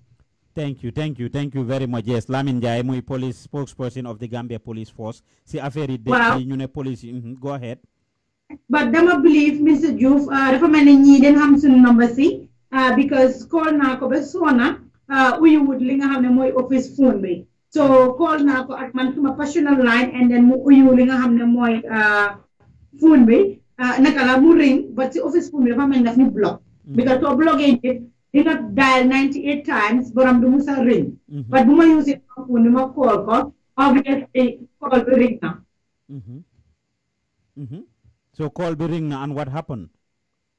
No one picked because obviously I'm not didn't want okay you might try because there are certain phones you have so they try but I'm gonna get a block mom call but then you don't have mom lolu mu ring si mom so I was even phone why then pick up phone so I'm call na on 3 times call na ñaari line am yuma am yep officer la Gambisara yep call na ko awma ko but inshallah like I believe or when Friday, I didn't have before defal ñu li nga xamne moy information so and this is the thing like we said man suma bopa I have loved ones that would tell me tenga bay di call Ami Bojang of course the government spokesperson anytime I call probably they register our numbers on their phones they will not pick up motax you see a lot of functions happening government functions too then you JP maybe they will not give us access they will not inform us. They pick and choose, Nyanla, and this is not only government. Why government bilen gonna care about more particular about the government than any other institution. Private companies, private individuals, one can understand.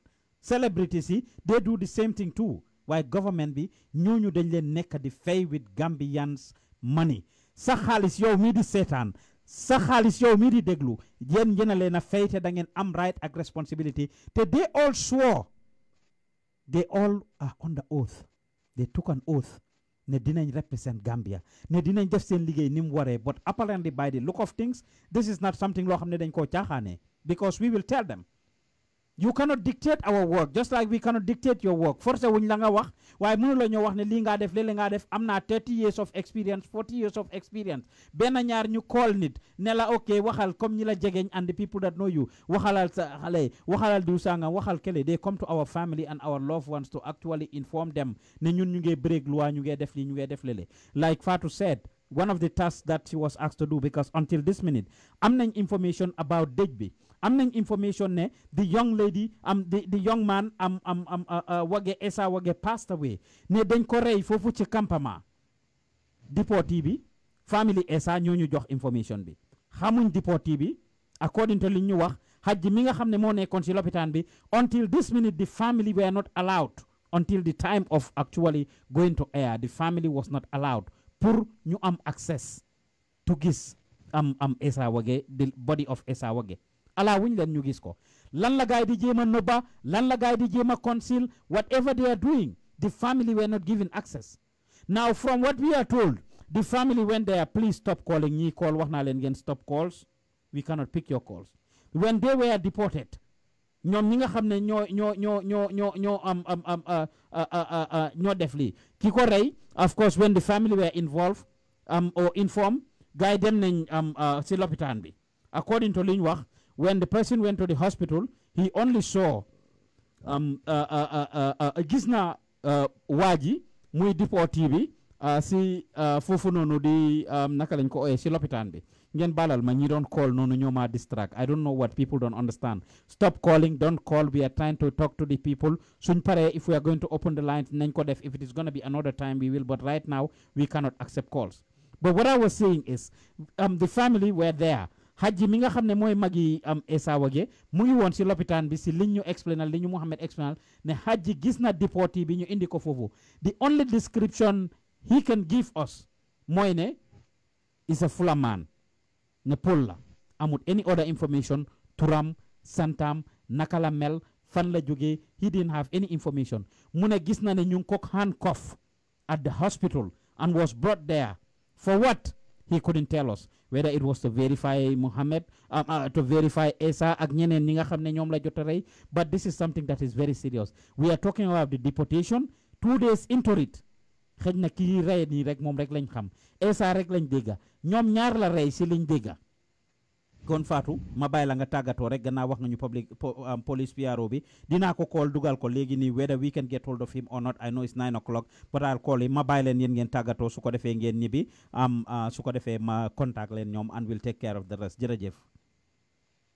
waaw jërëjëf Pa Ousmane jërëjëf ñi nga xam ne ñoom ñoo seetaan man dama dee wax rek liggéey bi lu ma bëgg la ku ma xam since bu ma nekkee ndaw ba léegi depuis primary school, northern school, Gambia high school, I've always want to become a journalist. And tey bi nga xam ne maa ngi nekk si biir field bi foog naa ne dama war a turn back pass na ku nekk dem ci kanam rek moo fi war a am. You know, and maa ngi jaajëfal suma maa ngi gis Amina Mbaye Sarr mu ma keep it up. These are the people ñi nga xam ne ñoo tax ñuy bëgg a dem all the time. You know, access to information is hard, and just like comme ni ñu ko waxee woon rek si njëlbeen ñi nga xam ne before ñoo daan toog di wax ne jamono ji nga xam ne moo fi passé ñooy di daan nangoo joxe information léegi things are changing. Man daal I don't see any changes because bu nekkee ne nit kon nga ko ne dama bëgg a am ak yow face interview borom dinaay la access fooguma ne kooku soo ko xoolee nga ne ko yaa ngi live borom war na laa dinaay li nga xam ne mooy access soo waxee ñu ne borom dafa war a gën a prepare lan ngay prepare bu nekkee ne yaa ngi dëkk si dëkk bi yaroo si dëkk bi kon lan nga war a prepare ku mel ni immigration PRO kool ko moom si boppam mi ne yëgut ko te man maa nekkoon si place bi ñi nga xam ne ñooy seetaan ñoom it ñu ngi doon gis li nga xam ne mooy moto immigration bi more than 5 times gaa ngi romba di jël ay nit di ñëw immigration officer si seen bopp yaa ngi leen gis foofu noonu so su nekkee highest authority bi ñu ngi wax ne ñoom yëgun kiinun gisun foog naa ne ñi nga xam ne ñooy lowest authority bi kon ñoom lan la ñu ut noonu bu boobaa ñi nga xam ne seetaan dinaa leen la teg question boobu noonu comme nag Gambian Talents kenn du fi ñëw ne lii xew na fi te man yëguma ko mais Pa Ousmane yëgut ko mais ki nga xam ne mooy nguy di suma assistant ne yëgut ko Aida yëgut ko kon nag institution boobu dina ne is a failed institution mais tey dina ne institution boo xam ne la ngémbaam dëgëru dafa war a ngémbuwaat ba mu baax Pa Ousmane nekk Gambia métti na lool comme na ko waxee man dama dee wax sama family ne if you want to be a friend with me soo bëggee close ak soo bëggee ñu continuer li nga xam ne mooy li may def ñu jàpp ku nekk si respect am looy liggéey bëgguma koo xam lu maa liggéey bàyyi ma liggéey ko parce que loolu moo ma ñor but comme ni ma ko waxee depuis si airport bi people were calling my family lii óorut lii dina dal sa doom bi foog naa ne képp koo xam ne mu ngi seetaan ak that minute lan la ñu war a ñaanal moo nekk ne officer si suñu mayoon li nga xam ne mooy the right question bu leen la te fan la deportee si di awee ñu wax ñu ok nii la ñu awee kenn du dem taxaw foofu noonu insiste ne dafa taxaw waaye Gambia comme ni ma la ko waxee caabi bi ku ko amee kenn xamul kan moo ko amee dañ koy jël di ko paasal so waxee AA bi na la laajteel bi so waxee B bi na la laajteel bi ba nga xam ne nag jamono ji ñëppay confuse ñëppay nekk di wax lii lan la mbete nii la oo nële la man dama koy wax all the time gis neen media houses si bari neen in Gambia waaye bokkuñu façon institution bu mel ni Gambian Talents du bokk ak ki nga xam ne mooy Aida war a faral Aida du bokk ak ki nga xam ne mooy Fatou war a faral Fatou man dama koy wax ki nga xam ne Gambian Talents wax na si yow soo mënutee call Gambian Talents du fen sa bopp soo ma ko man mënu ko dara parce que liggéey bi dama koy lijjanti Aida su demee interview lu interview nit ki lu kooku wax kooku moo ko wax and he is on camera kon nag lu waay def tamit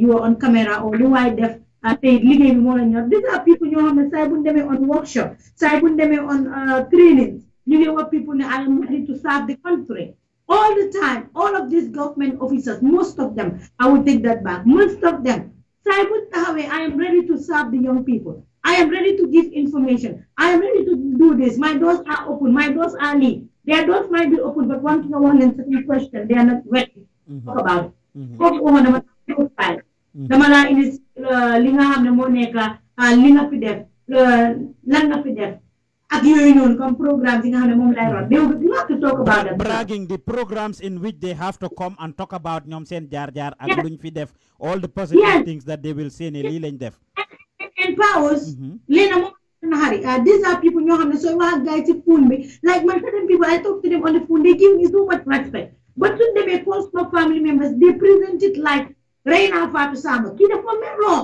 soo ko sérieux dinaa ko do dinaa ko lii and I'm like koy do you doing your job I'm doing my job so why should you call the next person bu nekkee yow xam nga li nga liggéey mun nga li ngay liggéey you don't need to call anybody ku mu waxal ma because kooku suy def liggéeyam man du ma call borom na la sa liggéey bi noo ko defee nii nekkul nele everybody in Gambia from the top people to the down person they will all attest to me ne information is hard to get fii dama ko dee wax all the time Mr. Diouf démba o barki démba lu xew ci airport bi su fa nguur bi ñëwoon taxaw yónnee délégation ñëw ne ok naka dañoo dalal si ñi neen kaam xam ne Gambia seen Gambia la indi neen leen waaye jamono ji dinañ try ut luñ koy saafara everybody will be at ease paos gis naa jabar boo xam ne daf doon jooy nga xam ne moo tiimee caméra dafa teg li nga xam ne mooy morso bi si kanamam bi ma ne ko sista bëgguloo wax mu ne déedéet ma yóbbu caméra bi aside ma dem ma cancel ko ma ne ko yow soo waxutee kan mooy xam sa pied mu ne ma dama soona mi ne ma I've been on social media I've talked about this mi ne suma jëkkër wax na ma lii until this minute I've not tell anybody ci suma famille ne suma jëkkër mu ngi ñëw paawa gis li nga xam ne mooy immigration bu moo romba jigéen bi si nga xam ne jigéen am na doole jigéen bi dafa daw toog ci biir moto bi ne suma jëkkër du ko bàyyi jëkkër bi tamit ne moto bi bu mu dem dal di caat all know si la naka brother bi wane ñu ngi nii ci biir moto bi jigéen bi si gannaaw pick up bi la éeg on a normal day anybody of us ñun ñëpp xool si éega si gannaaw pick up dafa laa ne déedéet but di nga gis ne issue bi is very very critical ñu ne lu mu saf ku ko ma caa ko xam these are people ñoo xam ne ñu ngi foye ak loo xam ne ñu ngi ko foog lu ndaw lu rëy I call them they don't even know what am I calling them for yéen ngeen lu xew balaa ngaa wax don't call me don't put me on camera and the next minute dañoo ñëw toog nga call leen ñu ne la yëguñ ko where will they know it and that is the thing Fatou you see if we were just taking sides or wanted to be a anti-government platform ndekoon duñ leen musa call pour verify duñ leen musa call pour jéem a get information from them but like you said they are either not on social media they barely know the day-to-day things that are happening until it blows out of proportion wala negativity happen loolu dama wax ne gars yi dañ dee xam gis nga in Gambia anybody ku la wax ne yëguma luy xew si Gambia bi nekkuma on social media ma nekkuma on WhatsApp waaye damaa ñëw office ma dégg ñi di wax ne lii mooy xew si dëkk bi o yow yëguloo WhatsApp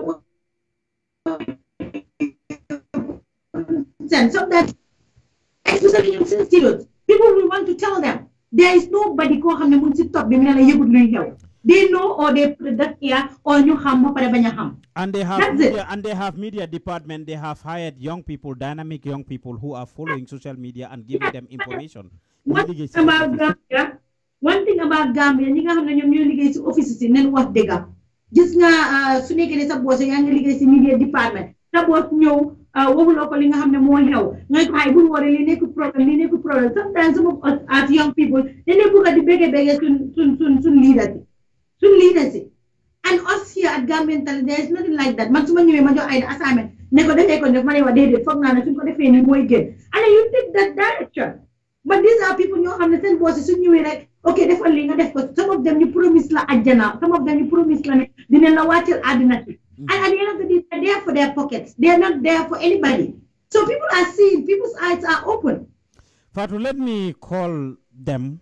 Ma jëm leen a dugal, and I will get back to you. It's getting late before guy di. Yes, you father ma dem foog naa ne ma ne dinaa la follow live dinaa seetaan at this minute late and fu mu nekk nii time bi is getting to I think 9 or 10. 9 so 10 after 9. Sorry. Jërëjëf Fat Samba, appreciate those comments, and I wish the public know what we are going through, the struggles we are going through to actually bring them the information that they actually. Sometimes on the camera, man, them off. I don't know, sorry, but I think people need to also help. People need to support. And keep it up. You guys are trying. You guys are Lee. You guys are Lily. On that day, when I get to the airport, I guess the number of people you don't say that. I was asking Nali Gambians and they said me. You know, because you don't see that live and direct, and this number of people watching, you get increase all the time. And the same time, people were even calling you. You never know I'm the phone call. Now I'm the phone number. So people are telling you keep it up, keep it up, keep it up. Let them help Gambian Talents. You at Gambian Talents. So for you, any Harris. I tell everybody and I look at them and I tell you, any artist for you, it's not going to Father Simon's pocket, neither either Kebe or Pa Usman or any of the staff. It goes straight to the Gambian Talents account because we need to call people that are speaking, we need to practice, we need to take countries and go to people's house, you know, to read them or people's offices to read them. So keep it up, honestly, honestly,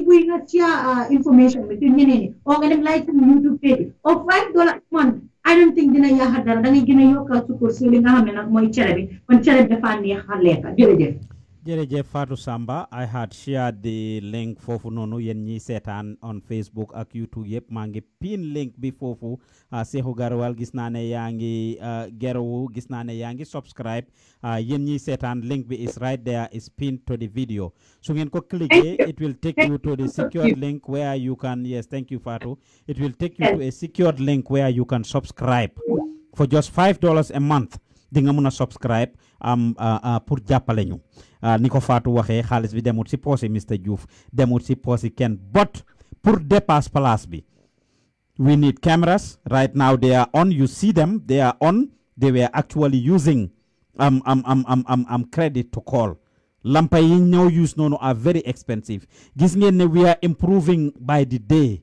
li ñoo def as an institution Mr Diouf offer nañ ko fi ay laan ci liggéey bi just because they were trying to shut me up, I refused to take it.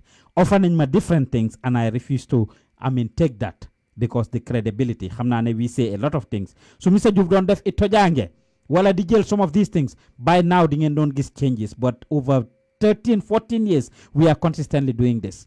Mangenyo call si guy, Skype credit la use, which is very expensive. Anytime I use Skype credit to call, I $40, $50, $60, $70 la use to make those calls, and it is very expensive and it's not a joke. And I wish you guys understand that and also support because I call their numbers directly, and you want to be able to hear what they are saying.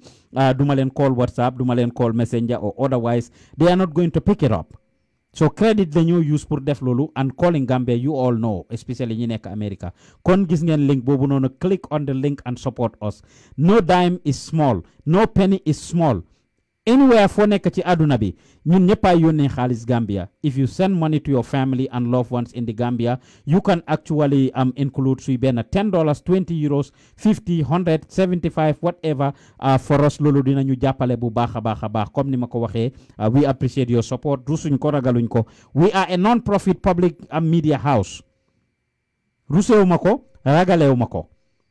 Ndaw yi ngeen gis ñuy def liggéey bi they also need to put food on their table. So fekkoon ne nekkuñ di indi dara kër at the end of the day it even makes it worse because su ko defee seen families yi ak loved ones yi dinañ leen gën a discourage ndax ku si nekk di def lii nga koo daj ñuy call sa family members yi xarit di leen wax ne kii mu ngee def lii óorut ñu bari dañ dee toog sax ne ma waaw diw sangam laaj na ma wala kii laaj na ma ndax Pa Ous daf leen a fay. They have been asked that question ndax Pa Ous daf leen a fay. Obviously these are employees lii la ñoo liggéey mooy seen only source of income munoon nañoo dem di tambaambalu si mbedd mi di taxawaalu si mbedd mi those same kotos yiy def lii di yar ko la amee seen doom yeeg seen jarbaat yeeg ñu bari si ñoom mun leen a use di nekk ak ñoom di leen def yenn yi. Majority of the people at our office are Gambians gis ngeen ñu indi leen Semester Avenue a lot of them képp kuñ interview Semester Avenue ñi fa dem suñ ñëwee they give me kudos they on air they even say it because xamuñ liggéey bi ñoo def. You will appreciate us more if you are to go there. So by contributing yaa ngi get the young people off of the streets ñoo xam ne mënoon lañ leen a téye di leen caxat-caxatee di leen foyee and I'm proud of them. yaa ngi get some young men off of the streets ñoo xam ne they could have turned to be bandits and other things. So contribute by clicking on the link that I pinned there boo xam ne soo ko cliquer dina la yóbbu to a secured link where you can subscribe and pay $5 a month. Subscribe by donating $5 a month. We call it donation, and that way you will be able to support the cause that we are doing pour ñu dépasse institution bi dépasse yi nga xam ne ñoo faa liggéey ak seeni liggéey. Kon duma def dara lu ma call gars yi. I will call ASP Lamin Ndiaye nga xam ne mooy spokesperson of the Gambia Police Force to get information about the said deportee mi nga xam ne moom lañ jàppale. Kon maa ngi call Lamin Ndiaye. Hopefully he picks up and will be able to talk to him. Yéen a ngi déglu li ma gis Banjul with Pa Ousman Diop fii ci Gambian Talents TV.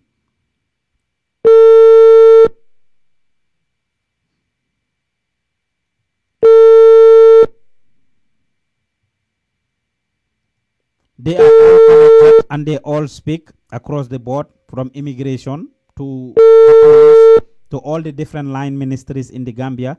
They can talk to us. They can ignore us. Let them not talk to us if they want. Let them ignore us. We will continue to do just our work. We will continue to reach them, to try to reach them and speak to them and see what we can get from them to the best of our ability. That is what we are going to do. That is why we are here. Of course, the phone is ringing. Dina ring Betek. Most likely he is not going to pick up the phone.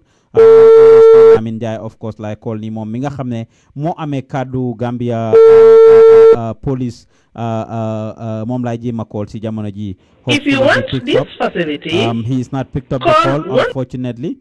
Duma def dara dina call the immigration public relation officer Mohamed Mr. Diba pour ñu wax ak mom su ko defé ñu sét rek lan lañu mëna wax as far as immigration is concerned ak li nga xamné mo xew fi way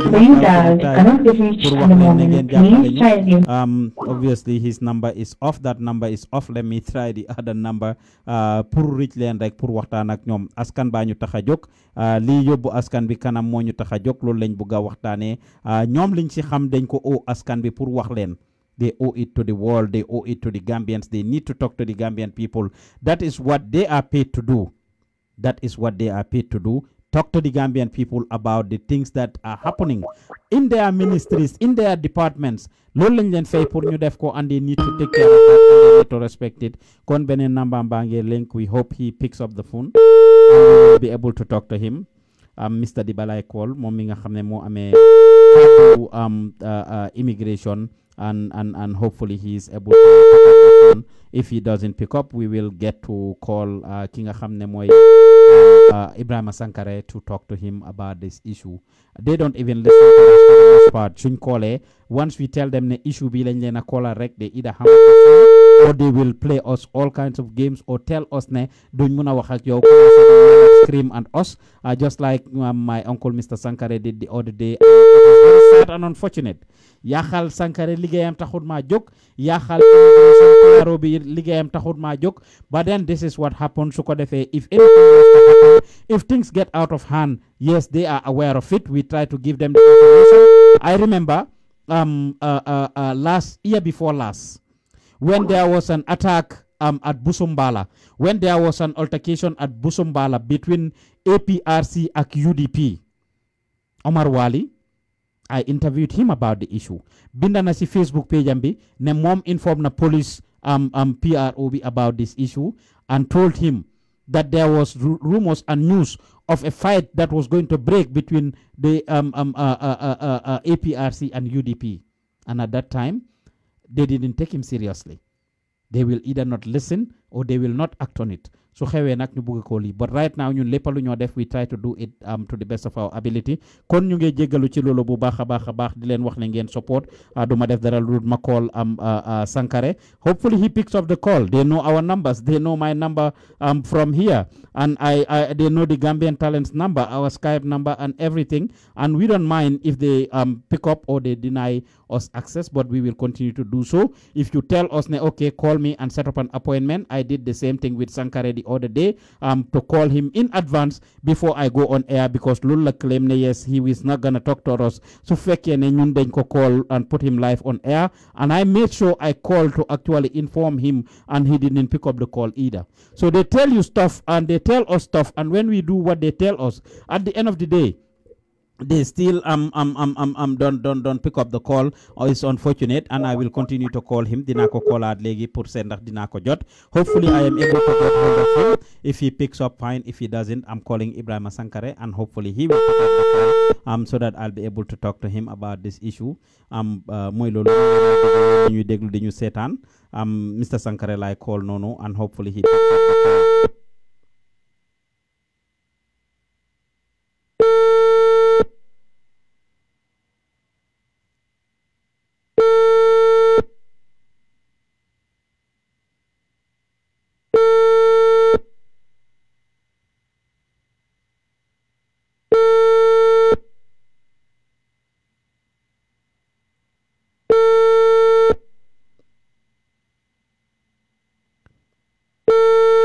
It's 9:30 in the Gambia.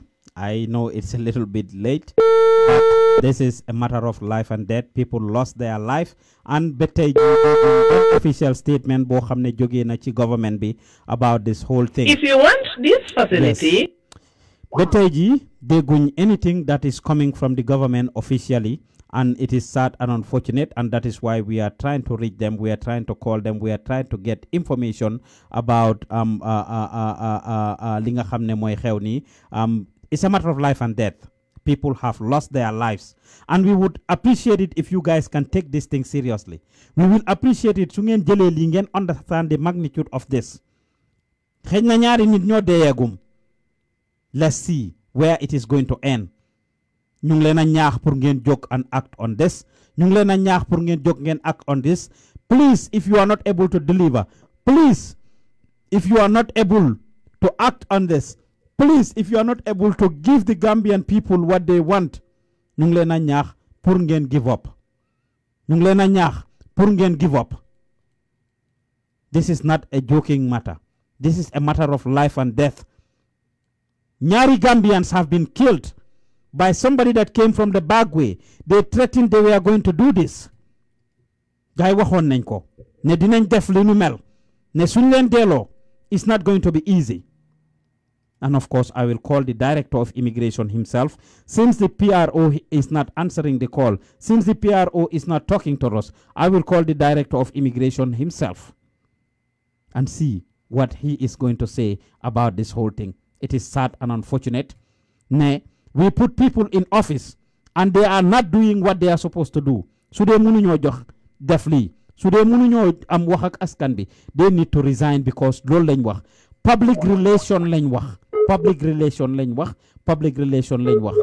Mr. CD lay call moom mi nga xam ne mooy di Mr. CD M Touré. He is the director of the Gambia Immigration Services. He is the one I am trying to reach now to talk to him. We will continue to contact everybody that we can to get information from them. And I'm trying to reach Mr. CD. Hopefully he picks up the phone.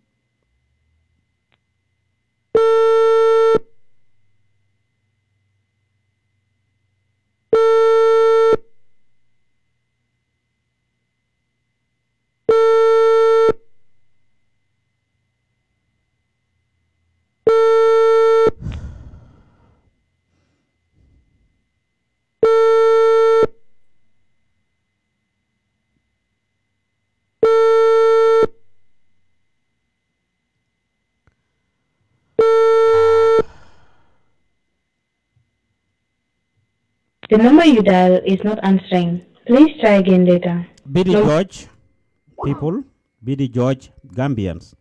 Now, how long is this going to continue to happen? I have called the different people. who are directly responsible probably of this, who have a hand in this, or who should be custodians of information. ñoom ñi nga xam ne ñoo war a xam. Right now, technically, if I were to call any officer or any government officials on the ground in the country that has anything to do with the government, for the most part, they will not talk about it. They will refer us to the PRO.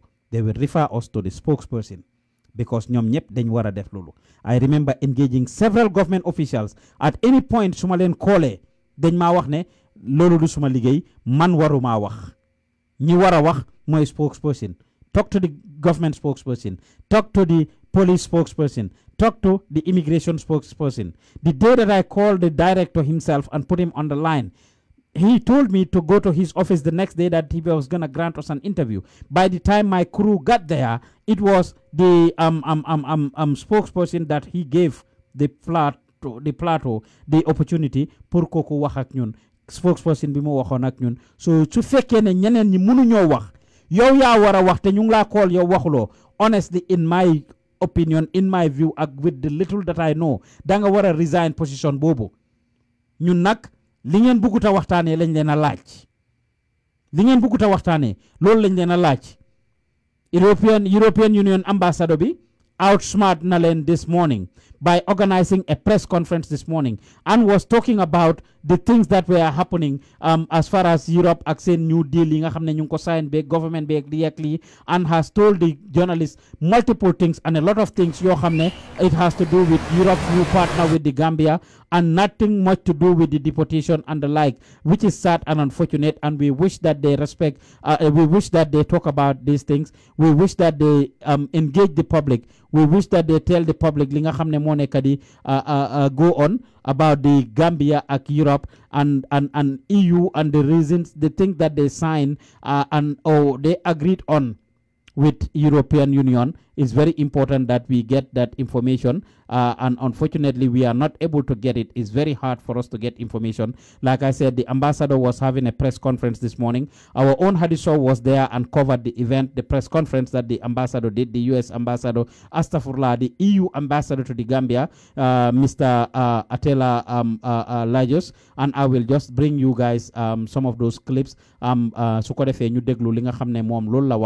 far as the deportation is concerned, from the side of Europe, I prepared a few questions that we gave to the reporters to ask him, and of course those questions were presented to him, and we'll bring you exactly what his response or their response was. Don't go anywhere, stay tuned. Yena nge deglu di setan lima gis Banjul te li la gis Banjul man te doyut suma xel, dalut suma xel, tey na xel, and it is not hopeful at all.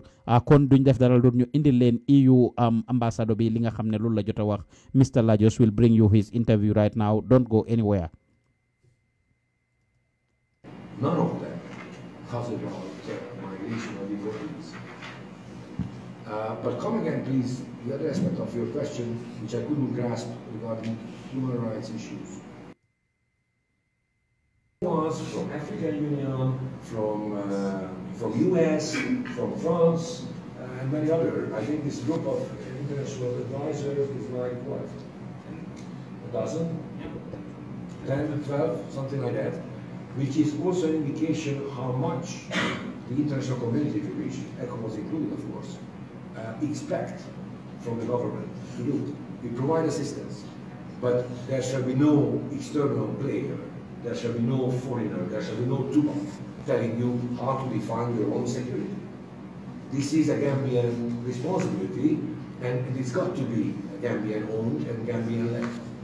Of course, the expertise is there, use them, and create your own system. Yeah, that's the answer for the question. And then I promised myself to read.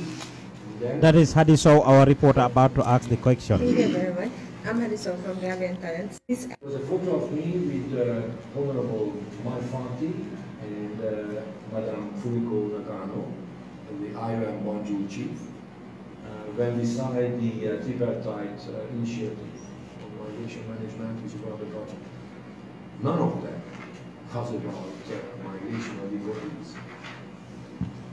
But come again, please, the other aspect of your question, which I couldn't grasp regarding human rights issues. It Did I says, misunderstand? It says, did you sign an agreement with the Gambia to deport people and given less regards to international human rights laws? No, we did not.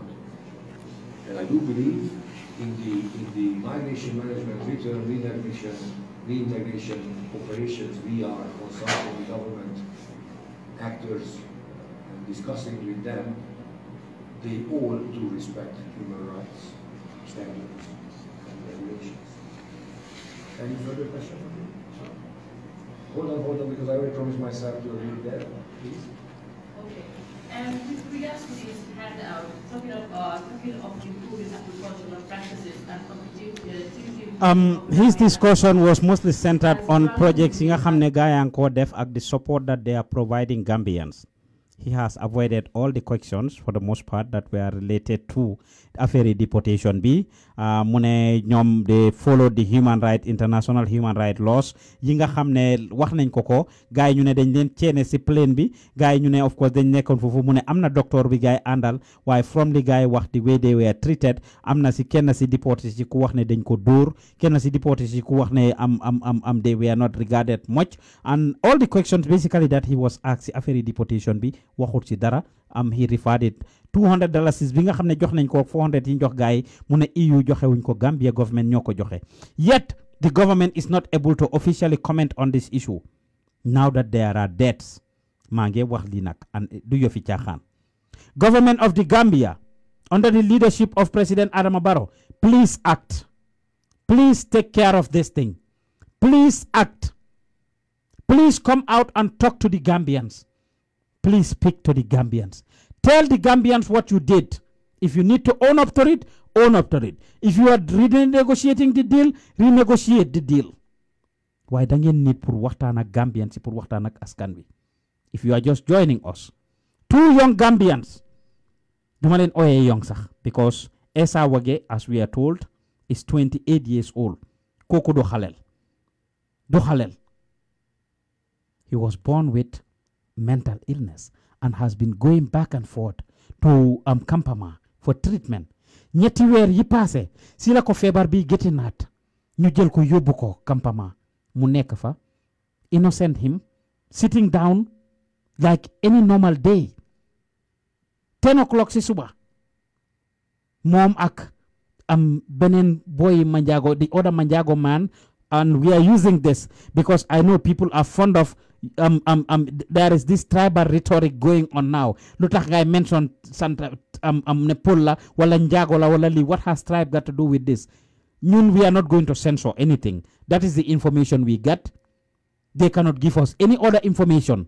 The only information they can give us moy Essa degule ñu mention for example ne Saraxulela because we have the maximum information, as much information as we need to be able to describe him. He's a young man, 28 years la dafa Gambisara la jógee. We know his family. We know where he live. Xam nañ ne moom ak yaayam ñoo ànd jógee Gambisara pour ñëw. Ne xam nañ ne family am Bruce bi lañ dëkka. We have maximum information to describe Essa Waggeh. Unfortunately, beneen victim bi xamuñ anything from him. Joxuñ ñu any information besides na Manjago la, kon we will label him as a Manjago young man. This is nothing tribal. And like I said, nobody will pull those things with me because today dañoo wax Manjago comme ni ma leen ko waxee in my previous shows. I have nieces and nephews that are Manjagos. My sister is married to a Manjago. So kenn mënut ma pulal that Manjago thing. Kenn mënut ma ko pulal. The same thing. The deportee or the suspected killer himself, alleged killer, moom tamit, the only information we get from him mooy ne Pol la. This is not pour yàqa deri Poli. This is not pour smear anybody's name, and I think it is important for me to bring that up because su ma waxee ne Pol la rek ñeneen nañ ko jàppee wala suñ bokki Poli jàppane okay, why do you have to mention ne Pol la wala lii wala lii? It's not gonna pass with me. That is the maximum information we got. We've been trying to reach the authorities. We've been trying to reach the police to get information from them about this thing. To fekkee ne guy jox nañ ñu information about it. Jox nañ ñu more information. Call nañ public relation officer police Mr. Lamin ASP Lamin Jai. Depuis bi li xewee ba tey biñ ko yëgee ba tey, he is just not able to give us information. We are not able to get hold of him. I just called him back again right now and he didn't pick up the phone. I just called him back again and he didn't pick up the phone. So nobody will be able to pull that tribal thing with me. But I will make it clear that it is unfortunate that this is what we have to go through. Suñ liggéey bi nak is not easy. Access to information is very hard. Ñoom ñi nga xam ne ñoo nekk foofu si place yi ñu ngi leen a ñaax ngeen jóg. Xew na fi Faraba Banta bu yàggul rek ñu ngi share benn video of what is happening. Xew na Faraba Banta, xew na Taneni, xew na feneen ak feneen. Tey Campama la xew.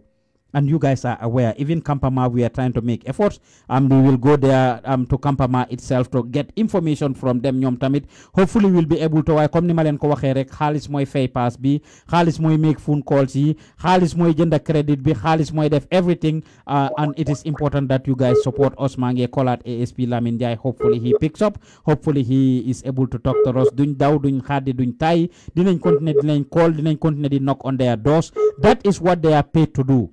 Ñu xamé ci seen office yi nañ ñu jéema arrest nañ ñu jéema def luñ bugga def pour dama suñuy laaf jamono jooju dafa passé gis neen ko Skype lay callee and that is Skype credit is very expensive, so please ñu ngi leen a ñaax pour ngeen jàppale ñu so that this will go far, so that we'll be able to follow through with what we love to do and which will be able to bring you maximum information. That's ASP Lamin that I am trying to call.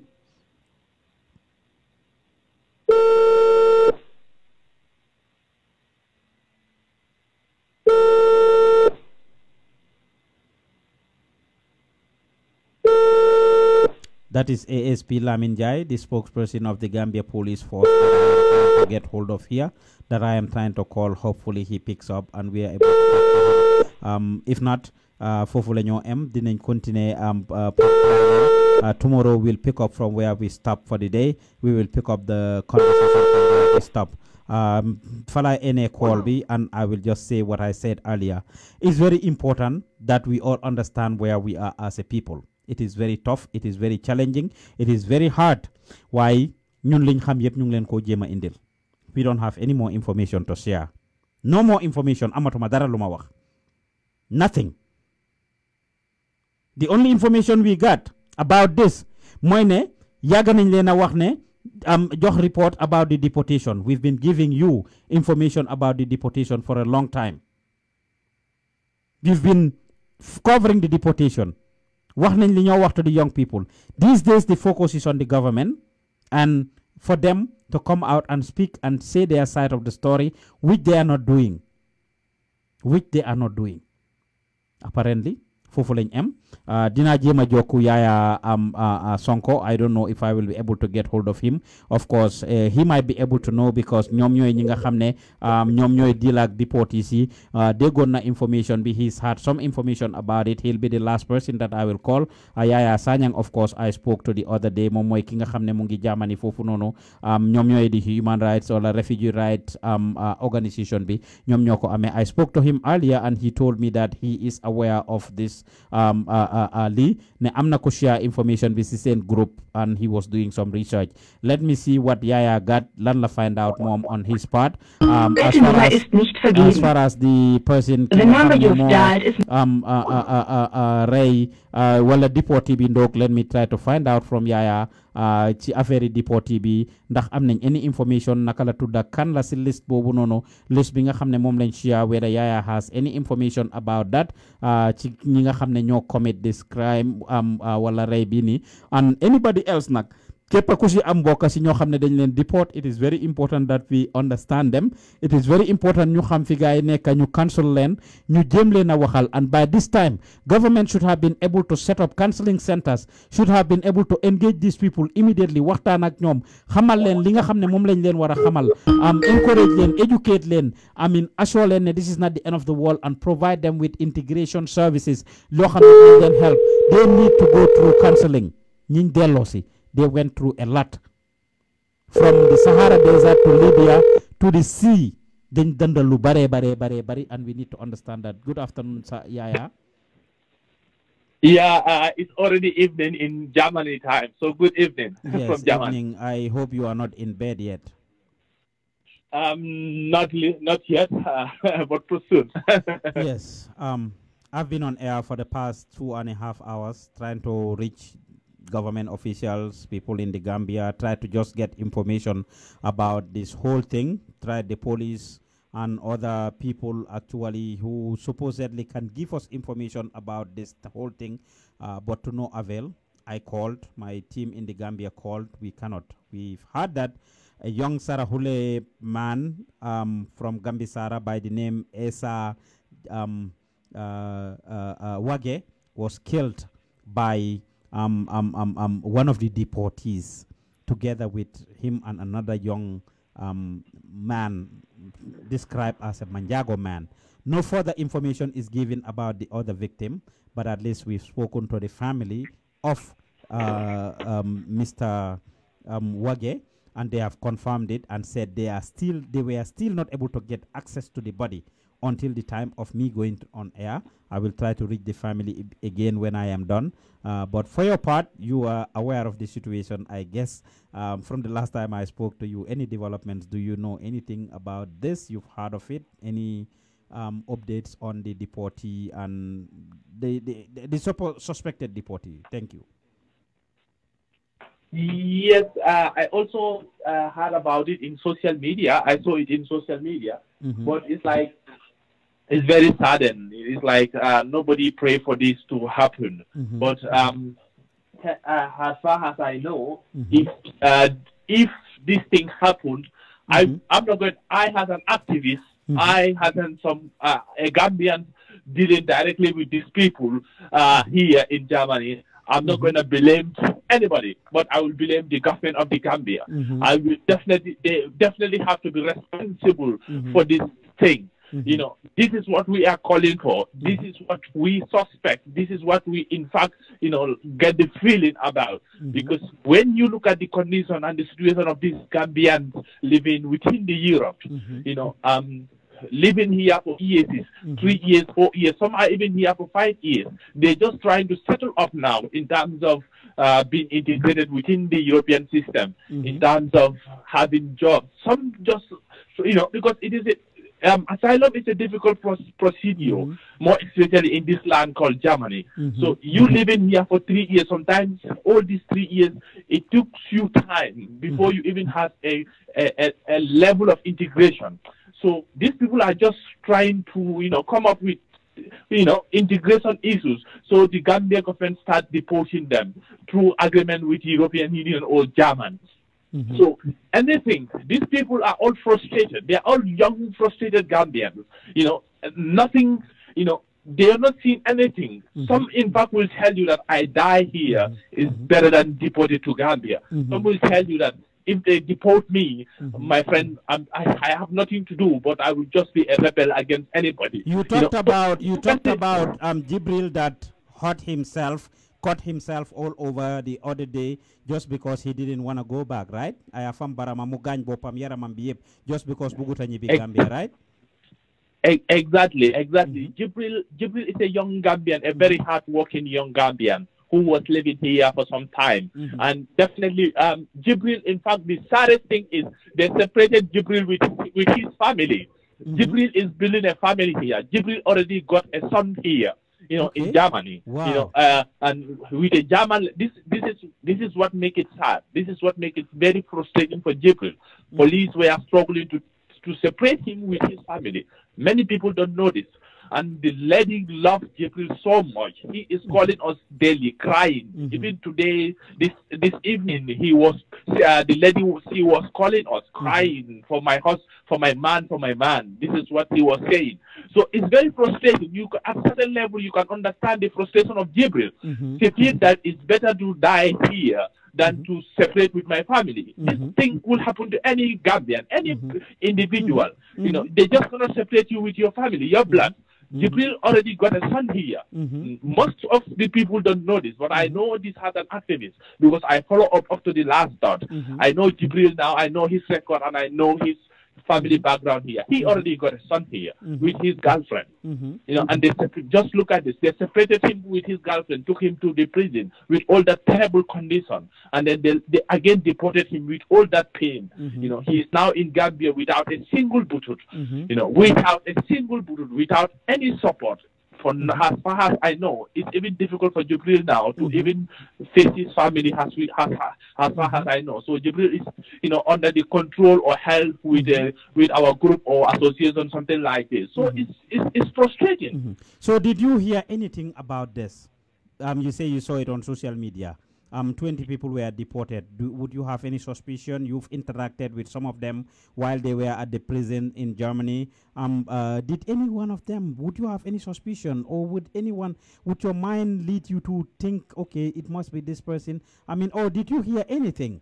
If not suspicion, let's not even go by suspicion here. But have you interacted with any of them who supposedly told you that if I go back to Gambia, I'm going to kill people, or I'm going to be violent, or I'm going to do this and that? Absolutely. These brothers are all they're all mad. When I say they're all mad, I don't mean it they're badly, because even me, I am mad. So this are. You mean in another word for mad? You are talking about anger, right? They are all angry. Exactly, they are all angry. Yes, they are angry. They are with anger because we fighting, or we the youth here, we are all angry with this deportation. Talk less of those who are already deported. So when I spoke with some of them before being deported, like Sunday, I was in Postheim prison. That is the deportation prison. When I met some of them are telling me directly at my face that I would die here than to go back home. If these people deport me, I'm going to do something. So you can see the emotion, you can see the feeling that they are putting to you. That's why we feel to the Gambian government to be very, very careful about this mass deportation. It's not helping. It's never going to help our country. It's going to put us to risk. It's going to put the population to risk. These are youths that, they come here for a mission. Those missions are not yet completed. You're trying to deport them. So you're just giving them another feeling. Some of them definitely, whether we like it or not, whether we say it or not, some of them will definitely rebel against anybody, any state, or whatsoever, because they have no hope. They have no from hope. From the story we heard, we will try to go to Campama and other places to find out. But from what we heard, the supposed deportee was just coming from the bathroom. Atate kule dafa demon sangu direct and coming out of the shower. I don't even know in Campama how would that also happen. Why would you leave if you have a group of people who have some mental illness? Why would you leave stuff sitting around that they can actually use to hurt each other? That is even a good question to ask. Where did he get the supposed Doko, Kolomo, had been used to hit these people with? From what we heard, the suspected, the Manjago victim, died on the spot. On the spot. Oh my God. Of course, Mr. Waggeh was quickly rushed to RVTH, and he didn't survive it. This is very, very sad. It is sad. It is sad. Very, very sad. People that were going about their normal day, yes, they have their mental illness. They are battling with that. They are getting treatment. Only to wake up to this. Maybe Jognenchi Suba, their normal day, I will think that they woke up, shower, probably took breakfast, took their meds, and are going about their normal day, whatever the normal day is. Only to be met with somebody hitting you hard on the head to kill you. Anyway, really so you don't hear any other information. I definitely think that the Gambia government should, this is what I was, my last interview with you, this is what I was saying. The Gambia government should not just decide with the Europeans or accept the youth of the Gambia to be deported. To be deported, mass deportation, sending them in. Exactly. They are to accept to be deported, they accept the youth to be deported. Then after deportation, you don't even attend them. You have to attend them. You have to guide and counsel them. But even looking at it again, like seriously, what amount of money is worth a life?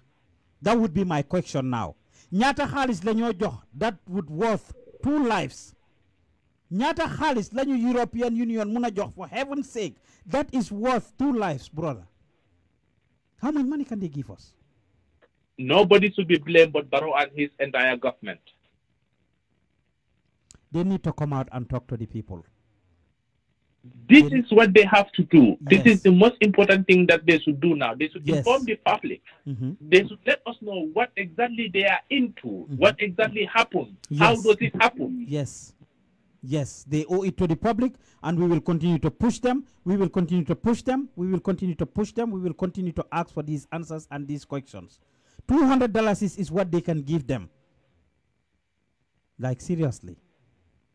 This is very, very sad. This is very, very sad. And definitely, as far as I know, if this deportation don't stop, brother, you're going to hear many, many stories like this. Take it from me. I released an audio 2 days ago, and that is yesterday, actually, and that is what I predicted. That is what I told them. I warned them, and I told them to act before it is late. Like I said, we are investigating something else. NIA, SIS, Manglen ko wahat. Linyo investigate that we are trying to get hold of you guys that you are frustrating us about, that your men at the door wouldn't let us come through to inform you so that you can act on it. So dina yakhalu bari ci dekk bi, and it is important that you guys act before you late. You should be proactive instead of doing damage control. So they may be negotiate. And if the media is involved, it's gonna go out. And we are involved in this, and we are not gonna let it go. Anyway, what message would you have for the deportees who are the rest of the deportees who are there, or those that are actually under custody waiting to be deported, or those that are actually there and don't know their faith, those who are actually in Germany and other places and don't know their faith? I will definitely advise my fellow Gambian brothers who are already deported. Like I always said, the downfall of a man is never the end of your life. This deportation doesn't mean you will never make it again in your life, or you will never go come back to Europe. That is no. That is. Let us not think like that. We are all youth. We are all young. Let us let us keep it with faith, with a good faith, with a good heart. Gambia is our country. Let us also always put that at the back of our mind. It's our country. This government will go, but the Gambia will ever stay. This government, they are not doing anything. They are not good for nothing. So, but they will go one day. And my second, advice that I would give to the whole Gambia, please, anybody who is listening to this program or who will listen to this program later, let us all please go out on this. Let us all please go out and demonstrate against the Gambia government. We have to massively demonstrate against Gambia government to stop this deportation. If this deportation, if you are not part of it, know that your friend or your family or your relatives will be part of it. So let's all go out and demonstrate against the Gambia government to put it to them that enough is enough. Those who are here, the Gambians who are already here in Germany, please, if you are in a deportation threat, if you got a letter to leave this country, or if you got a letter that you will be deported, please leave this country before they will cuff you. Please leave this country. Otherwise, if you are caught, you will be deported. Nobody can rescue you, because when they put you in that prison, you have nowhere to go. It's direct to Gambia. So please, those who are here, usually they give us letters that you have to leave this country or you will be forcefully deported. If you have this kind of letter, Germany is not the only European country. Leave Germany. Go to other European countries like Spain, France, Italy. You can name them. Let us not stay here till it is very late. Then we start looking for other possible means. Please, let's leave this country if you are asked to leave. This is my last advice to all Gambians living in Europe. Thank you very much, my brother. Thank you very much. Kokomo Yaya Sonko, one of the human rights activists and advocates nekk fofu ci Germany. Deportees yi barki dembo njaay balañ leena delloo ci dimanche bi londi lañ leen delloo dimanche mu ngi woon foofu ci jéel biñ leen dencoon di waxtaan ak ñenn ñi ci ñoom dégg ngeen advice bi nga xam ne moom la wax gaay ñu ngi leen ay ñaan pour ngeen génn ci Gambien si lii raam ci ñag bi la jëm. Each and every one of us dooree ko ci man dem ci ñoom government bi seen boppa ak everybody else am nañ people ñoo xam ne they have been through the back way. So dut yow personally amuloo njaboot ku ci dem am nga xarit àndandoor wala dëkkandoor bu dem ci back way te li xew ni kii nekk Campama def ñii lii it could have been your own brother your own sister yow sa doom sa jarbaat sa rakka sa mag wala man mii suma jarbaat suma rakka suma mag dama ko dee wax nag I know they wouldn't like it suma rakka bu toppa si man mu ngi jaamani jamono ji jaamani gi ñoo wax noonu fala nekka soo liy raam si ñag bi la jëm liy raam si ñag bi la jëm we need to be realistic with each other mun nañ leen a deport the next minute ñiñ door et nii it could have been my family your family mu xëy suba génn si wanag bi seen kër suma kër jël et foga ko sa yaay jël et foga ko suma yaay o jël et foga ko sa brother sa sister or anybody else let's just look at it that way xëy na outsiders lañ ko def because fa la nekka xelam loolu la ko jox Campama la nekka mu def ko ay outsiders kii su nekkoon këram maybe brodaam sistam jarbaatam maamam yaayam anybody kum njëkk a gis rek kooku la koo def te suñ nekkee si biti xëy na Campama la sax su nekkoon si biti he will have access to more things su emee si dóor ñaari nit et rek ñu sant yàlla maybe ñaari nit ñooñu rek a nekkoon si biti di tambambalu maybe ñeneen ñi ñu ngi leen restrictoon ñu ngi leen restrain on or they were going through anything let us just create a mental picture of li ma wax this is no politics they are not taking it seriously they can ignore our calls nañ ñu mere nañ ñu abandon nañ ñu jéem a sàkkal pexe waaye maa ngi leen a ñaax yéen Gambien yëpp ngeen jokk ci su nekkoon si biti dina am access to more things whether fetel la whether paaka la whether et la whether maj la whether kerosene la dina am access to so many things lu moo mun a use to do so much damage du em si ñaari nit balañ koo contrôle and police yi xam ngeen niñ mel Gambia amuñ resources si sax nag ndekam police ay ñëw arrest la dugal la si taxi pour yóbbu la si station bi they are improving am nañ a few vehicles léegi but it's not enough li ma wax nag is not about politics it can happen to anybody the government is responsible to take care of the welfare of the people ñii suñ ñëwoon ñu create something instead of ñu integrate leen jox leen doomi $200 wala $400 na leen duggaleen ci dëkk bi dellu ku ne yóbbu la ba si tali bi wàccee la foofu because bëgguñ media bi interview leen bëgguñ media bi jot leen bëgguñ media bi am access to them pour wax ak ñoom yóbbu leen ba si tali bi si bunti airport bi drop leen foofu the damage could have started right there whoever gave that order ci immigration ak ci government bi ñooñu lañ war a njëkk a fire ñoom lañ war a njëkk a resign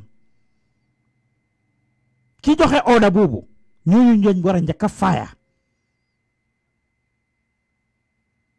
these people should have been organized waroon nañ leen a welcome su dul président bi du vice président bi a very important government personnel should have been present at the airport ñu waxtaan ak ñoom li ñoom yaayaa di def di leen yëgal ak soo leen ne definitely lii is not the end of the world wax leen ay sarta ak plan siñ am ak ñoom plan siñ amal gaay ñiñ delloo ji from America dégg ngeen Mr Ndiaye miñ interview woon mu wax ko Tidiane Ndiaye mu ne dañ leen indi bàyyi leen ñoom ñu mobilize seen boppa jël hotel keroog si hotel lañ fanaan imaginal group of people ñu deport leen ngeen bàyyi ñu demal seen boppa dem fanaan si hotel mënoon nañoo plan anything génn foofu dem dugg ci biir dëkk bi def yu garaaw te xale yi kat dañ gis lu bari de ñi deport nii government bi ñu ngi koo sàgganee ma dóor lii they saw a lot of things Libya ci naar yi ci desert bi gis nañ naar yi ni ñoo def in fact am na ku ko bindoon si benn si suñ comments yi about 2 weeks ago show bi ma doon def am na ku ko binda foofu bi ma leen a ñaax ñoom ñi nekk back wi ne leen nañ bàyyi seen xel ku si def dara di nga mujjee mile 2 ñu ne ñu we got guns we know how to operate guns some of them naar yi yàq nañ leen si yëfi fetel they have been in Europe they had access to guns ngeen bàyyi ñoo ñu ñibbi si Gambia nii and we are joking about this nguur gi ñu ngee wax ak yéen immigration ñu ngee wax ak yéen you could have mobilized these people amal leen somewhere comfortable fu ngeen leen a yóbbu su ngeen leen a téye suy few days sax or 1 week ngeen téye leen foofu make sure they are comfortable feed them good nañ lekka gu baax ñu bari si ñoom nama nañ benn cin yi nama nañ domodaa yàppa yi nama nañ pindi yi nama nañ kucaa yi nama nañ yàppa yi nama nañ a lot of things try to patronize them try to give them this food encourage them entertain them get them comfortable and have psychiatrists come and examine them have people ñoo xam ne am nañ xam-xam si lii ñu mun a ñëw cancel gaay waxtaan ak ñoom and you put plans in place for them ñun duñ toog rek ŋàñña nguur gi wala wax nguur gi dara obviously laay guñ li gaay di def di fag ne ñun ñu ngee def suñ liggéey di leen laaj li nga xam ne loolu lañ leen a fayee pour ñu def ko and they are not talking to us we don't like that we wish they improve that why right now that is not my point here right now that is not what I'm talking about suma wax right now is focus on what they can do and moving on su fekkee ne deportation bi dafa continuer comme ni ko gaay waxee sign nañ ko ba pare mun nañ cee génn wax waxeet ba gaay renégociate ko and yes tubaab bi xam nañ ko try nañ ko xam nañ ne is doable within 3 months they were able to send 50 people so xam nañ what is practical already they can use it as a case study so government bi demee ne dañoo renegotiate at this pour ñu ne leen ne loolu safeut right now mun ngeen a use these 2 cases ne leen ok suñ dëkk bi is not safe ñi ngeen jota indi commencé nañ di indi violence ci dëkk bi ngeen renegotiate ak ñoom right now you can capitalize on this to stop it you can use this as an example to stop it we wish it didn't get to this we have warned you guys we have created that opportunity pour wax ak yéen waaye du ngeen ñu dee jox di opportunity pour déglu ñu sax pour wax ak ñun and it is very important that you do that it is very important that ngeen wax ak askan bi ñun tooguñ rek pour yàqa nguur gi pour ŋàñña nguur gi wala gis nguur gi fail taxut ñoo jóg ndekoon duma toog di leen jox these ideas that supposedly you can use pour improve situation bi pour yokk situation bi duma nekk ci digg liggéey ma bàyyi ko doing my own business ma bàyyi ko ñëw toog fii nii pour waxtaan ak askan bi pour xamal askan bi lii di xew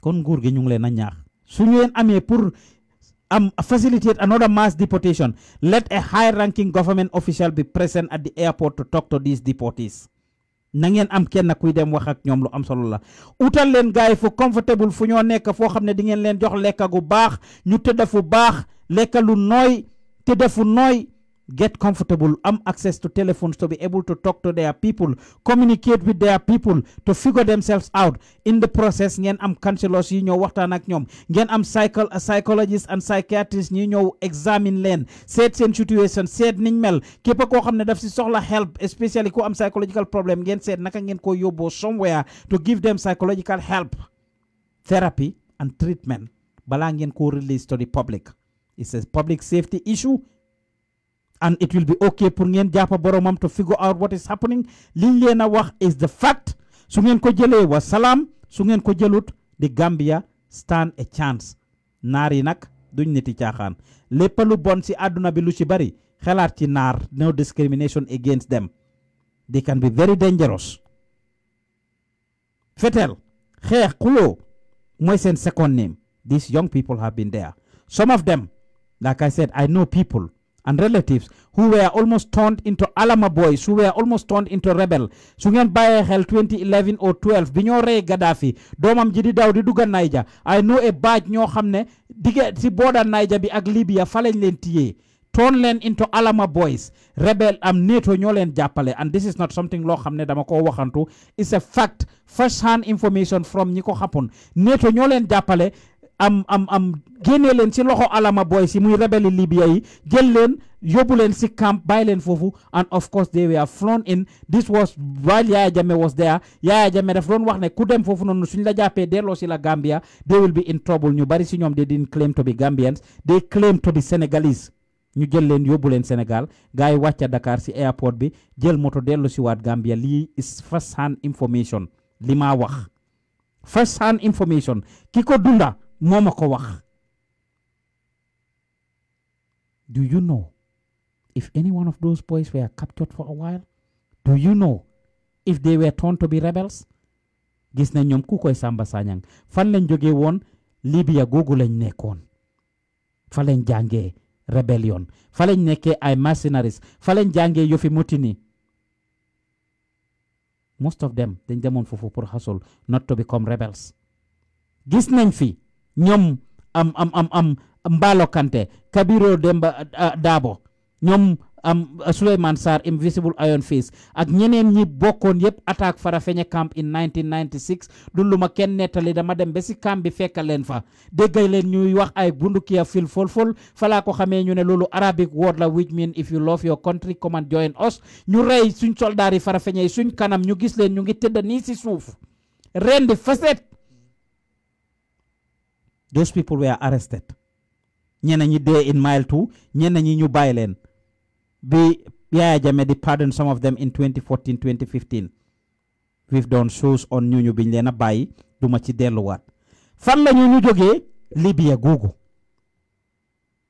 googu li ma wax nekkuma di ko waxantu first hand information am from Farafenni dañ dem school kerak ñu dégg fetel yi pararal ci army camp bi. We were released to go home early. We went home and we wanted to know what was happening. Them basic cambi. They didn't do anything to civilians. They didn't. You daw delu wat kir. It was very tough. You daw delu kir. Binyo dem suñ bori kir lañ romba. The APRC bureau was right there. Bori area council ak kir karamo jadama. You shoot for eye bullets ni. We went past that place for several months. Changing building bi, changing fofununu, changing buntai or anything. Bullet si guys shoot fofununu. Si APRC bureau bi lima wax du waxantu. Dama ko gis ñan ñoko def ay Gambian rebels ñoo xamne dañ dekkon Libya. So these young people that are being deported, some of them might have gone through this. I'm not saying all of them have. I'm not. But ñi deport, we should not underestimate. It's good ma joxe background information about this. Ñu ngi déglu TRR CB and we are hearing the things that are being said. Government ni Adama Barrow, please act. I will say it 24 times. Pour ngeen xamne you are dealing with a serious situation. You have economic in the country, nekkuñ Campama. Su fekkee ne da ngeen foog ne lu xew economic dinañ ko mëna téem, dinañ ko mëna tënka, you are deceiving yourself. Before you know it, a lot of damage will be done. A lot of damage will be done. Waxuma ne nak du ngeen take care situation du ngeen ko handle while lives yu bari will be lost. And yal na buñ bokk ci yoyu, yal na buñ fa aga. Jog leen ngeen act, waxtaan leen ak askan bi, open your doors to the media, talk to the public, take responsibility of what you guys did. Talk to the public, wax leen ak askan bi. Take care of the welfare of these young people. The Youth Empowerment Project ak yeneen xaalis bi nga xam ne IOM ak European Union ñu ngi leen ko jox put leen ko towards financing these things. Yéen a ngi help a lot of the young people. But also you are incurring a lot of administrative cost to ki ñëw America, dem Europe, dem different places, jënda moto yu tooy, toog ci office yu sedda, dawal air condition office yu am air condition, dawal moto yu tooy. Am seen padem yeeg yooyu. It's important, but be fair to the public. ñi leen fa teg ñi ngeen a liggéeyal. Be fair to the public. ñi ngeen a liggéeyal, ñi tax ñu leen a fay, be fair to them. A lot of money was given to the Gambia government by European Union, by other bilateral and multilateral organizations. Li ñoo wax xam nañ ko because we follow you. You invite us to your functions. Su ngeen ñu invite ut suñ ko yegee ñu ñëwal suñ boppa. We don't wait for you to invite us. Li ñoo wax nag, this is nothing to do with politics. It's nothing to do with politics whatsoever. It's the fact, it's the truth.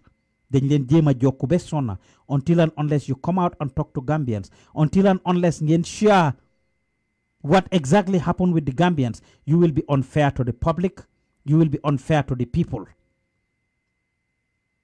Su ngeen mënta def liggéey bi, joxe leen seen position si.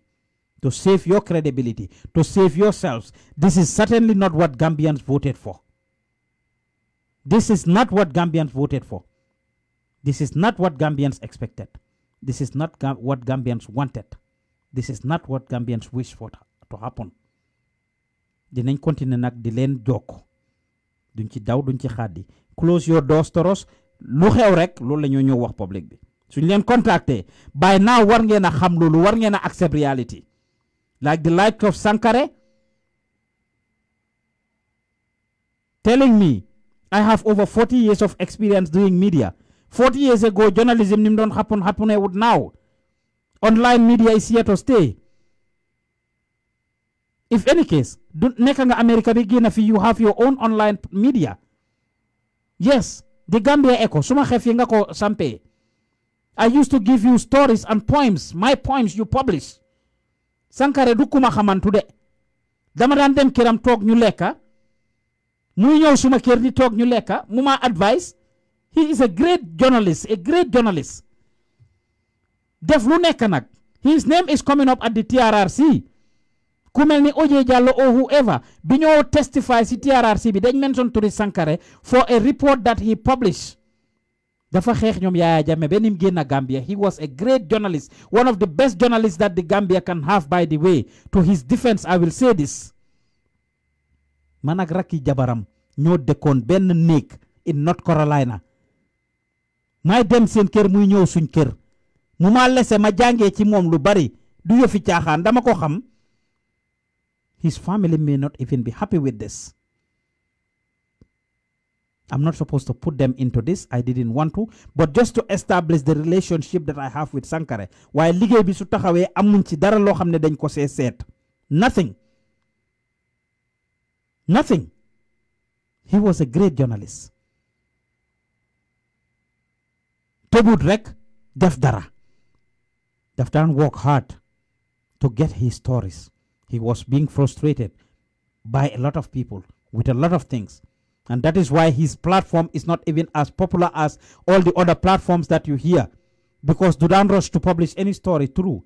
Why that cannot be used. Nema okay, I'm now 40 years of journalism experience. Lima xamti media. Jamano jojok tay du bena. You didn't run an online radio or TV. You ran an online newspaper.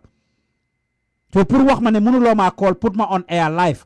Nga nekk public official. Wax ma ban ethic of journalism did I break? Tell me which ethic of journalism did I break, Mr. Sankare? Ban ethic? Wax ma correct? I haven't broken any rule. I am expected to follow due diligence. I am expected to inform you by law. Then I'm a lot of experience with this. Then our only obligation moy ñu xamal la rek ne la you are live wala ñu la record. Suñ defutee lolu break nañ loi. Why as long as I inform you ne la yaa ngi live wala maa ngi laa record breakuma benn loi te breakuma benn ethique. It's left to you pour nga wax ak ñun wala nga ñàkk a wax ak ñun, just like you guys are doing, and we will respect it for you. But to challenge me, to try to tell me, demean me, or try to tell me how much experience you have in media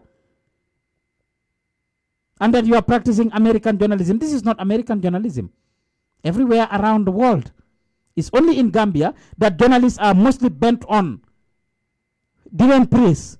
News in office, interviewer, like the Langa Def Sili, just talk to you about positive stuff that you are doing. You just talk about that. Again, this is the best journalist. You publish story, but the next day you want to go about asking for a copy of the story so that you can put it in your archive, so that you can put it in your files, so that you can show that you are doing this. But the actual work, the actual things, these day-to-day things, you have never affect the livelihood of the Gambians and the lives of Gambians, because nyari Gambian lose nation bopatay. You cannot talk about that.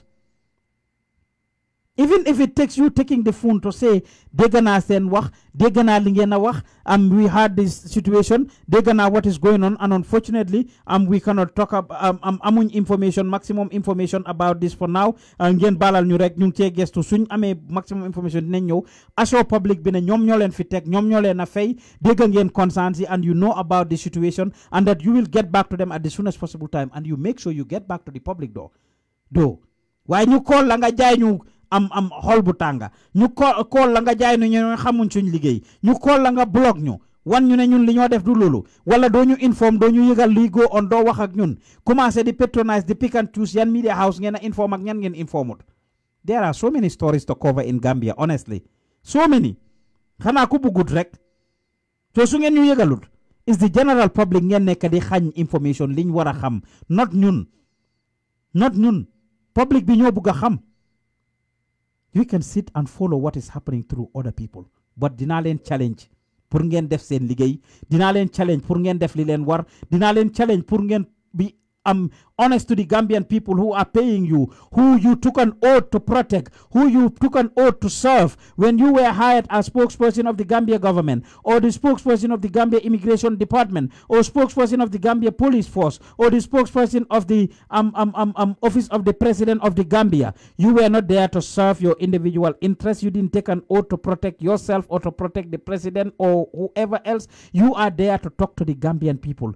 Public Relations Officer, spokesperson, mooy seen job description and title, in addition to whatever ranks you have.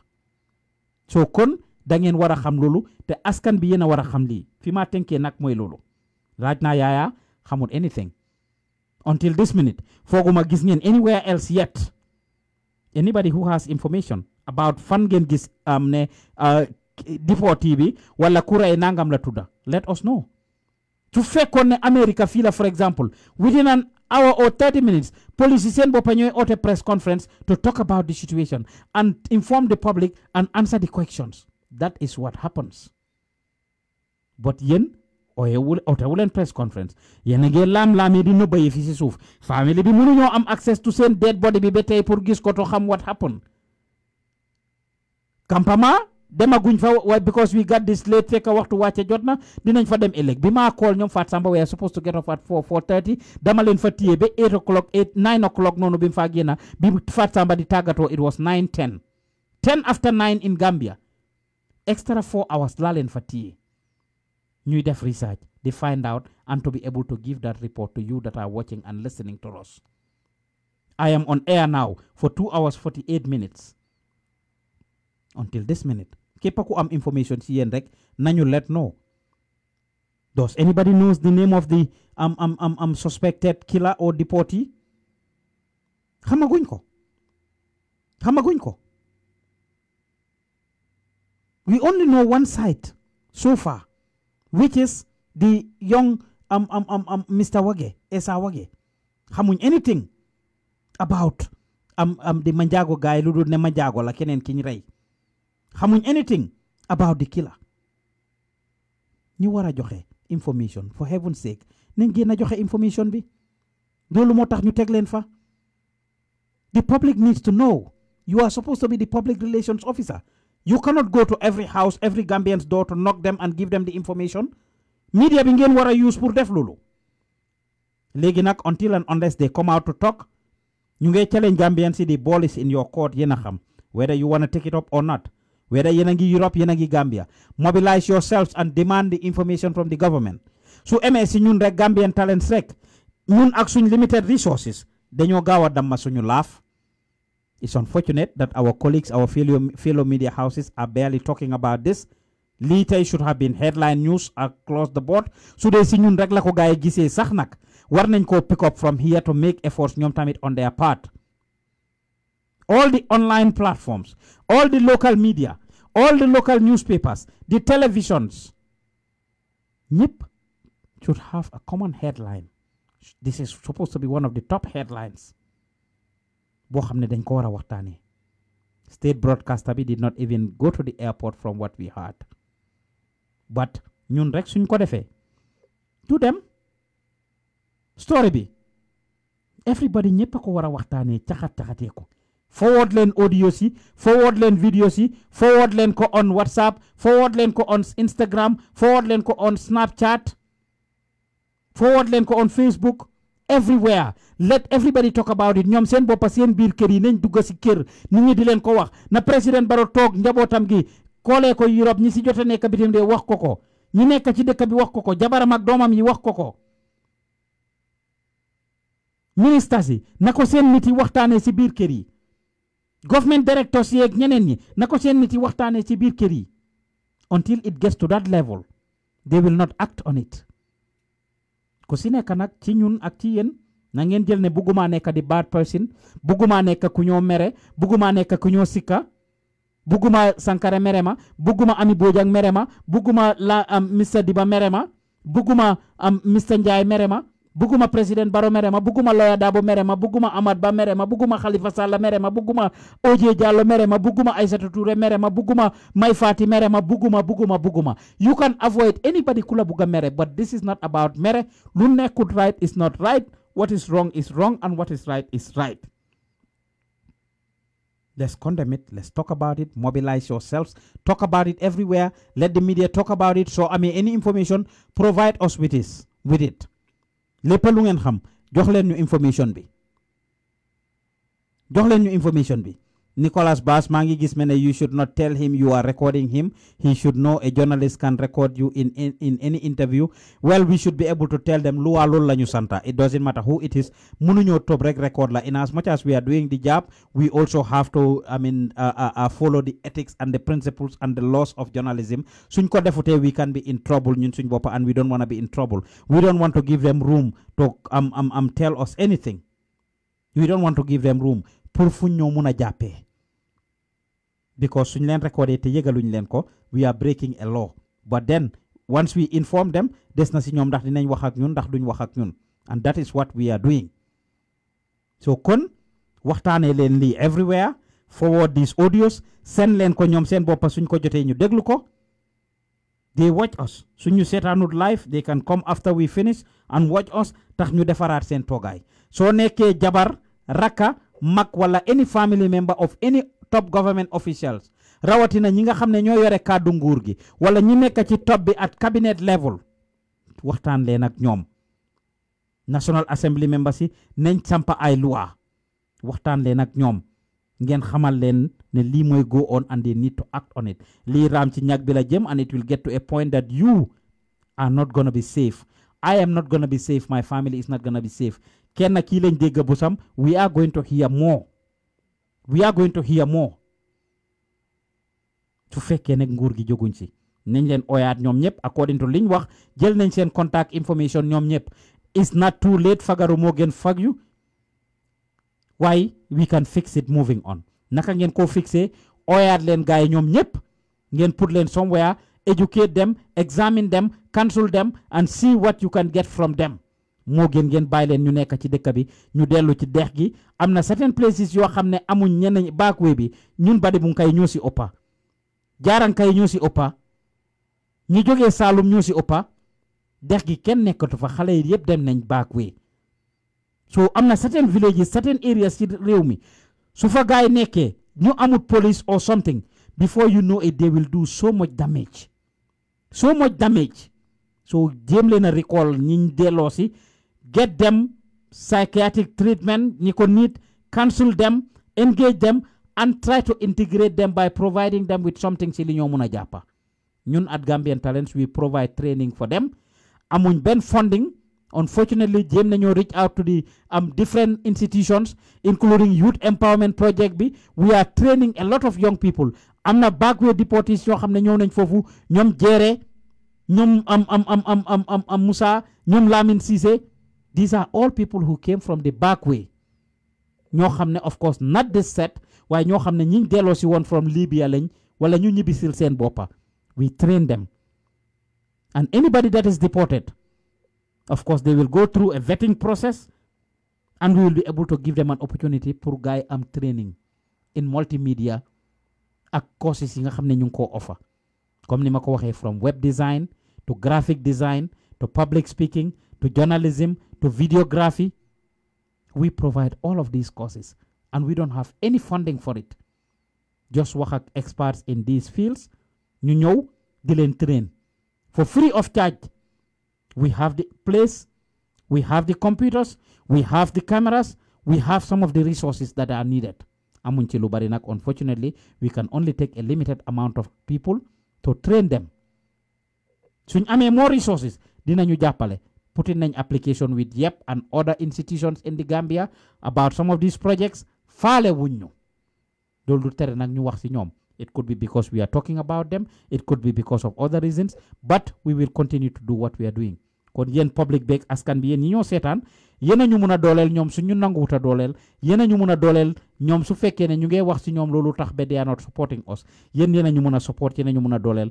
Click on the link that I have put there. Of course, we have over 107,000 people ñi ñoo follow. If each of you was to contribute $1, which is $45 or $60 is €1, £1, that will go a long way in changing the lives of the people that are at Gambian Talents, either new staff or ñi fa in turn. And of course, you'll be able to help us to buy the cameras and the resources we need. We need vehicles to be able to get to the remotest places. We need computers. We need chairs. We need other things yoo xam ne daf ñoo jàppale pour ñu gën a mën a def liggéey bi easier and better. I have my 2 full-time jobs. Di def business suma boppa man modu la dama struggle dama work very hard. Ki ma xam na ko. Bi ma ñëwee America ba tey dama egg si marché yi si luuma yi di jaay di dem si flea market yi. I sell stuff, African stuff. I drive Uber. I am very proud to say it as my part-time job. Soxlawuma xaalis. I am working enough and supporting these young people. Can I do it alone? No. Suma coobere boppa nag, I want this to go far. I refuse to take bribe. I refuse to be bribed. I refuse to be corrupted ci liggéey bi. Ku ñoo jàppale dang ñoo jàppale with no strings attached. No strings attached. But not ne dang ñoo jàppale pour corrupt ñu, pour make us quiet, pour ñu continuer di la patronize yow pour nga patronize ñu. Déedéet, with no strings attached. Whether nguur gi la nag, whether any other person la, kenn du ñu tënka ne lii ngeen a wax lele ngeen a wax. We will continue to talk. We will continue to serve as the voice of the voiceless. Ci bépp way, shape or form. We are training young people. I am working hard and supporting these young people. And through your support, yen ñi ñuy jàppale, subscribe to our channel link bi mu ngi fofu. Provide na leen with the PayPal information that you can use to actually support us. Maa ngi siyawaat link bi su fekkee ne dafa dem away maa ngi ko pin fofu. Yen ñi ñuy seetaan Facebook, if you click on that link, it will take you to a secured page where you will be able to contribute for only $5 a month. Of course, $4.99 a month. Maa ngi siyawaat link boobu wala ku bëgg a donate one time mun nga use suñ PayPal account bi to donate us through that PayPal account. Of course, through PayPal mun nga donate anything. $1, $5, $10, $100, euros, whatever. The cameras we have are good, but we need better cameras. The type of cameras we need, each of them costs about $4,000 at least per benna camera, and we need close to 6 or 10 or more cameras, especially suñ waree train these young people that are interested in this. I shared both links out there for you guys to support leen ñu patronize leen. We will continue to find information for you guys. ñu ngi leen a bëggee, ñu ngi leen a gërëm di leen santa. li ma gis Banjul laa doon waxtaane, sad and unfortunate. Yéen ñi ñoo seetaan YouTube ak ñoo seetaan Facebook yëpp, it's unfortunate I could not read a lot of your comments. I could not take calls. I'm glad ne ñu bari si yéen at least mujjee ngeen a respect loolu ngeen allow ñu ñàkk a jël calls. I could not take calls today. We just needed to talk to those people. We needed to tell you what we know and what we found. Nekkut ne every time su ñëwee on air rek we will actually open the lines for you guys. Ñu ngi jégalu suñ vision ñu mun koo def. Demba ñoom Fat Samba def nañ ko and open the lines. Tomorrow hopefully we'll organize another show where we will open the lines for you guys to comment and give us more information. Képp ku am information with this show, without this show, our number is 7833524 7833524 pour képp ku ñu bugg a jàppale in Gambia. 7833524 pour ñu bugg a jàppale Gambia. 7833524 pour ñu bugg a jàppa Gambia. ñu bugg a jàppale si Gambia. That's the number to support us in the Gambia. Su fekkee ne am ngeen any donation su ngeen munta use online te ngeen am xaalis Gambia wala mun a yónnee xaalis Gambia wala ngeen bugg a ñoo jëndal jumtuwaay sax, we don't need the cash sometimes. ku ñu mun a jëndal credit, jëndal ñu credit nga transfer ko suñ food si. képp ku ñu mun a jëndal mixers, microphones si, computers si. su ngeen déggee ngeen maa gis nice and seeing all of these things. I have so many things that I am using. dañ soxla ay telephones to be able to communicate when we go places. Smartphones. dañ soxla phones. dañ soxla computers. dañ soxla microphones. dañ soxla cameras. dañ soxla mixers. dañ soxla lights. If I were to turn these cameras around, you will see all the different gadgets that we have here that we are using. Yoo xam ne is not free of charge. Yep, dañ ko jënd xaalis laa jar. So if you have any of these support, any of these gadgets, or you want to donate us any of these gadgets, feel free to buy it and send it to Gambia. We can come pick it up, or you can drop it off at our office. lii mooy loo xam ne ñu ngi leen koo ñaax, lii mooy loo xam ne ñu ngi ko soxla from you guys pour ngeen jàppale ñu incha allah, ndax mooy tax ñu dem kanam, yéen a ñu mun a dooleel. seeni bët la ñoo xoolee, seeni làmmeñ la ñoo waxee, seeni noppa la ñuy déglu, kon ñu ngi leen ay bëggee. It's unfortunate that we couldn't listen to your read your messages or pick your calls. Inshallah, tomorrow we'll try to do another show. 7833524 is the number. Dinaa ko post foofu léegi nii 78338 33524 mooy the number to dial in Gambia. Képp ku ñoo yónnee xaalis rek you can send it.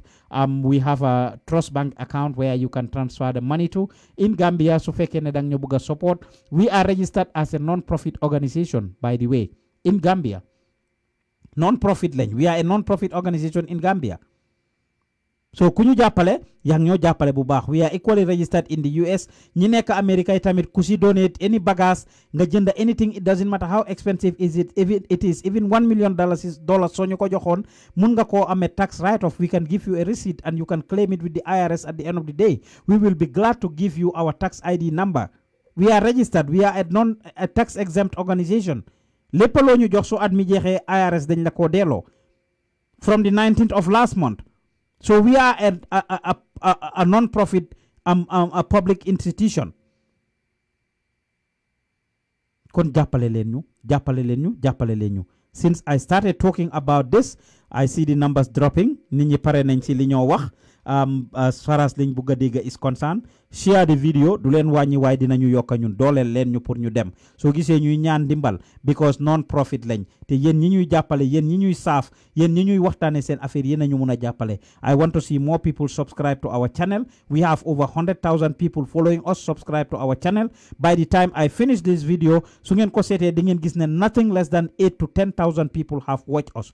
Just refresh your page as soon as I finish it. You will see nothing less than 8 to 10,000 people watch us on Facebook ute naa ñi seetaan on YouTube. So bul xeeb any amount yow mi seetaan yow mi ko seetaan after so donate $1 £1 $50 wala €1. Trust me, you can make a difference if everybody does so.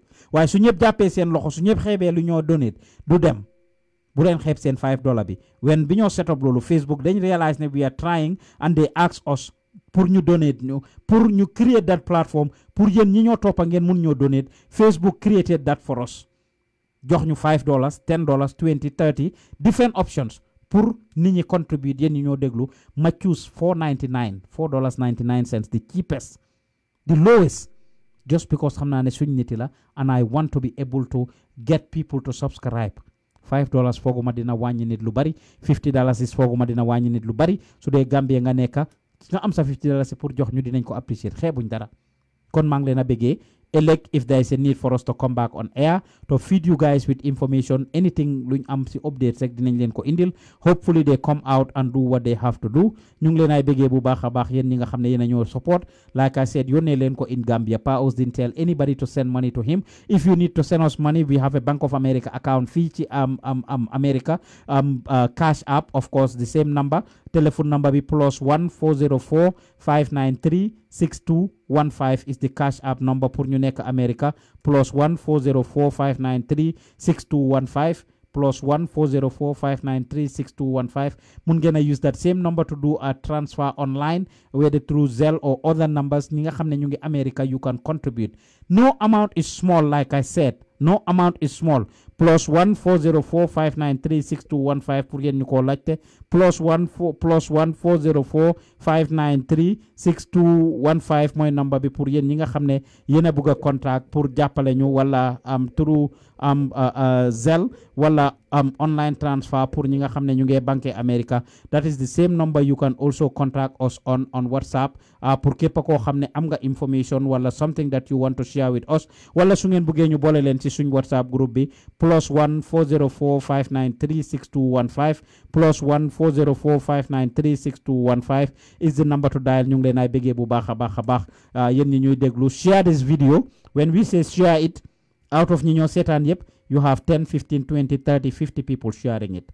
So share the video. That's one way you can also contribute to create awareness and to also support us. Subscribe to our YouTube channel, Gambian Talents Promotion. Like us on Facebook, Gambian Talents Promotion. Follow us on Twitter, Instagram, so that we will keep you updated about these things. Like I said, for the past 3 hours, 4 hours, 5 hours, Mangi on air. I don't know if other media houses have picked up this thing. I doubt if they did, and if they did, they need to continue doing it, and everybody need to spread the word. Ñu ñaax nguur gi again ñu génn wax ak askan bi yéen ñi nekkat ci backway bi dégg ngeen li leen kii wax dinañ amaat special shows in which we address you guys and everything else. I've been on air for 3 hours 6 minutes si jamono jini ñu ngi leena bëggee di leen gërëm leen sant si seen seetaan ak seen déglu bu rafet li ma gis Banjul laa doon wax li nga gis Banjul ñu waxtaanee ko di leen ñaax képp ku am information please nga share that information with us till we come your way next time jërë ngeen jëf.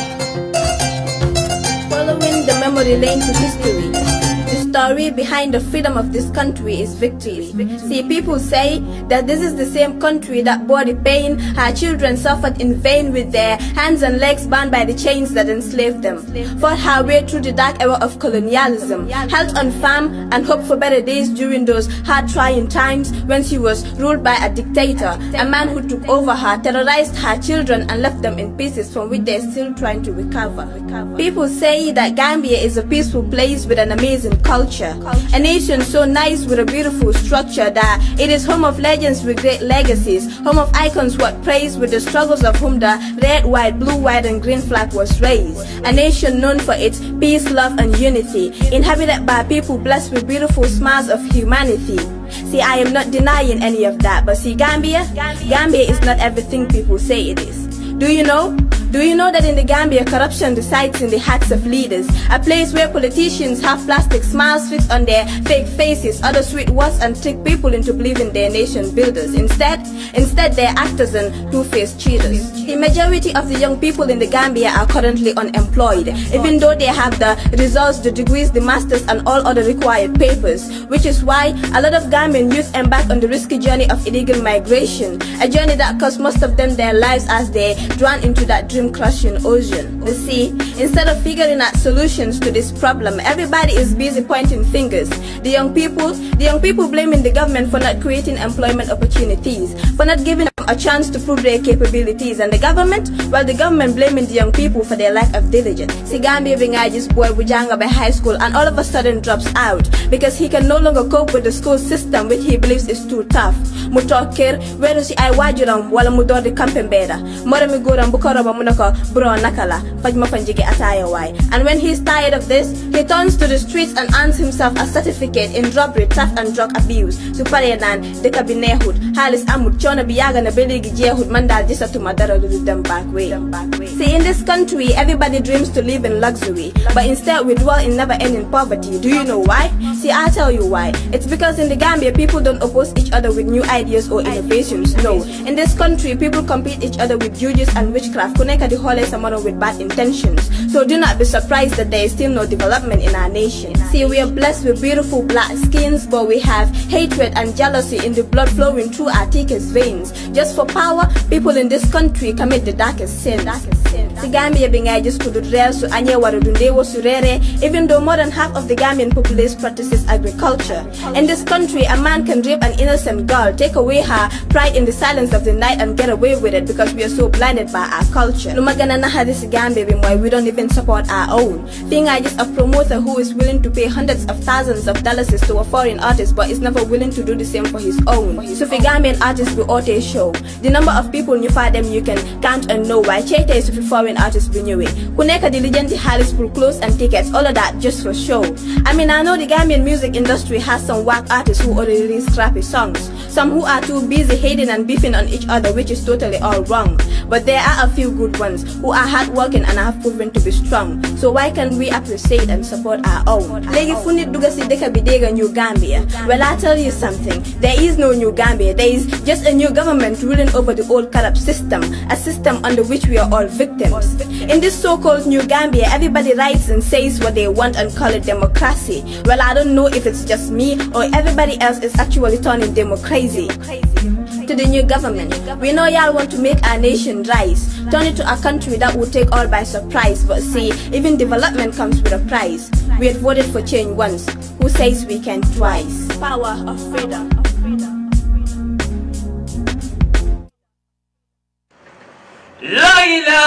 La ilaha illallah, Gambia, Gambian Talent ala barika. La ilaha illallah, Gambia, Gambian Talent ala barika.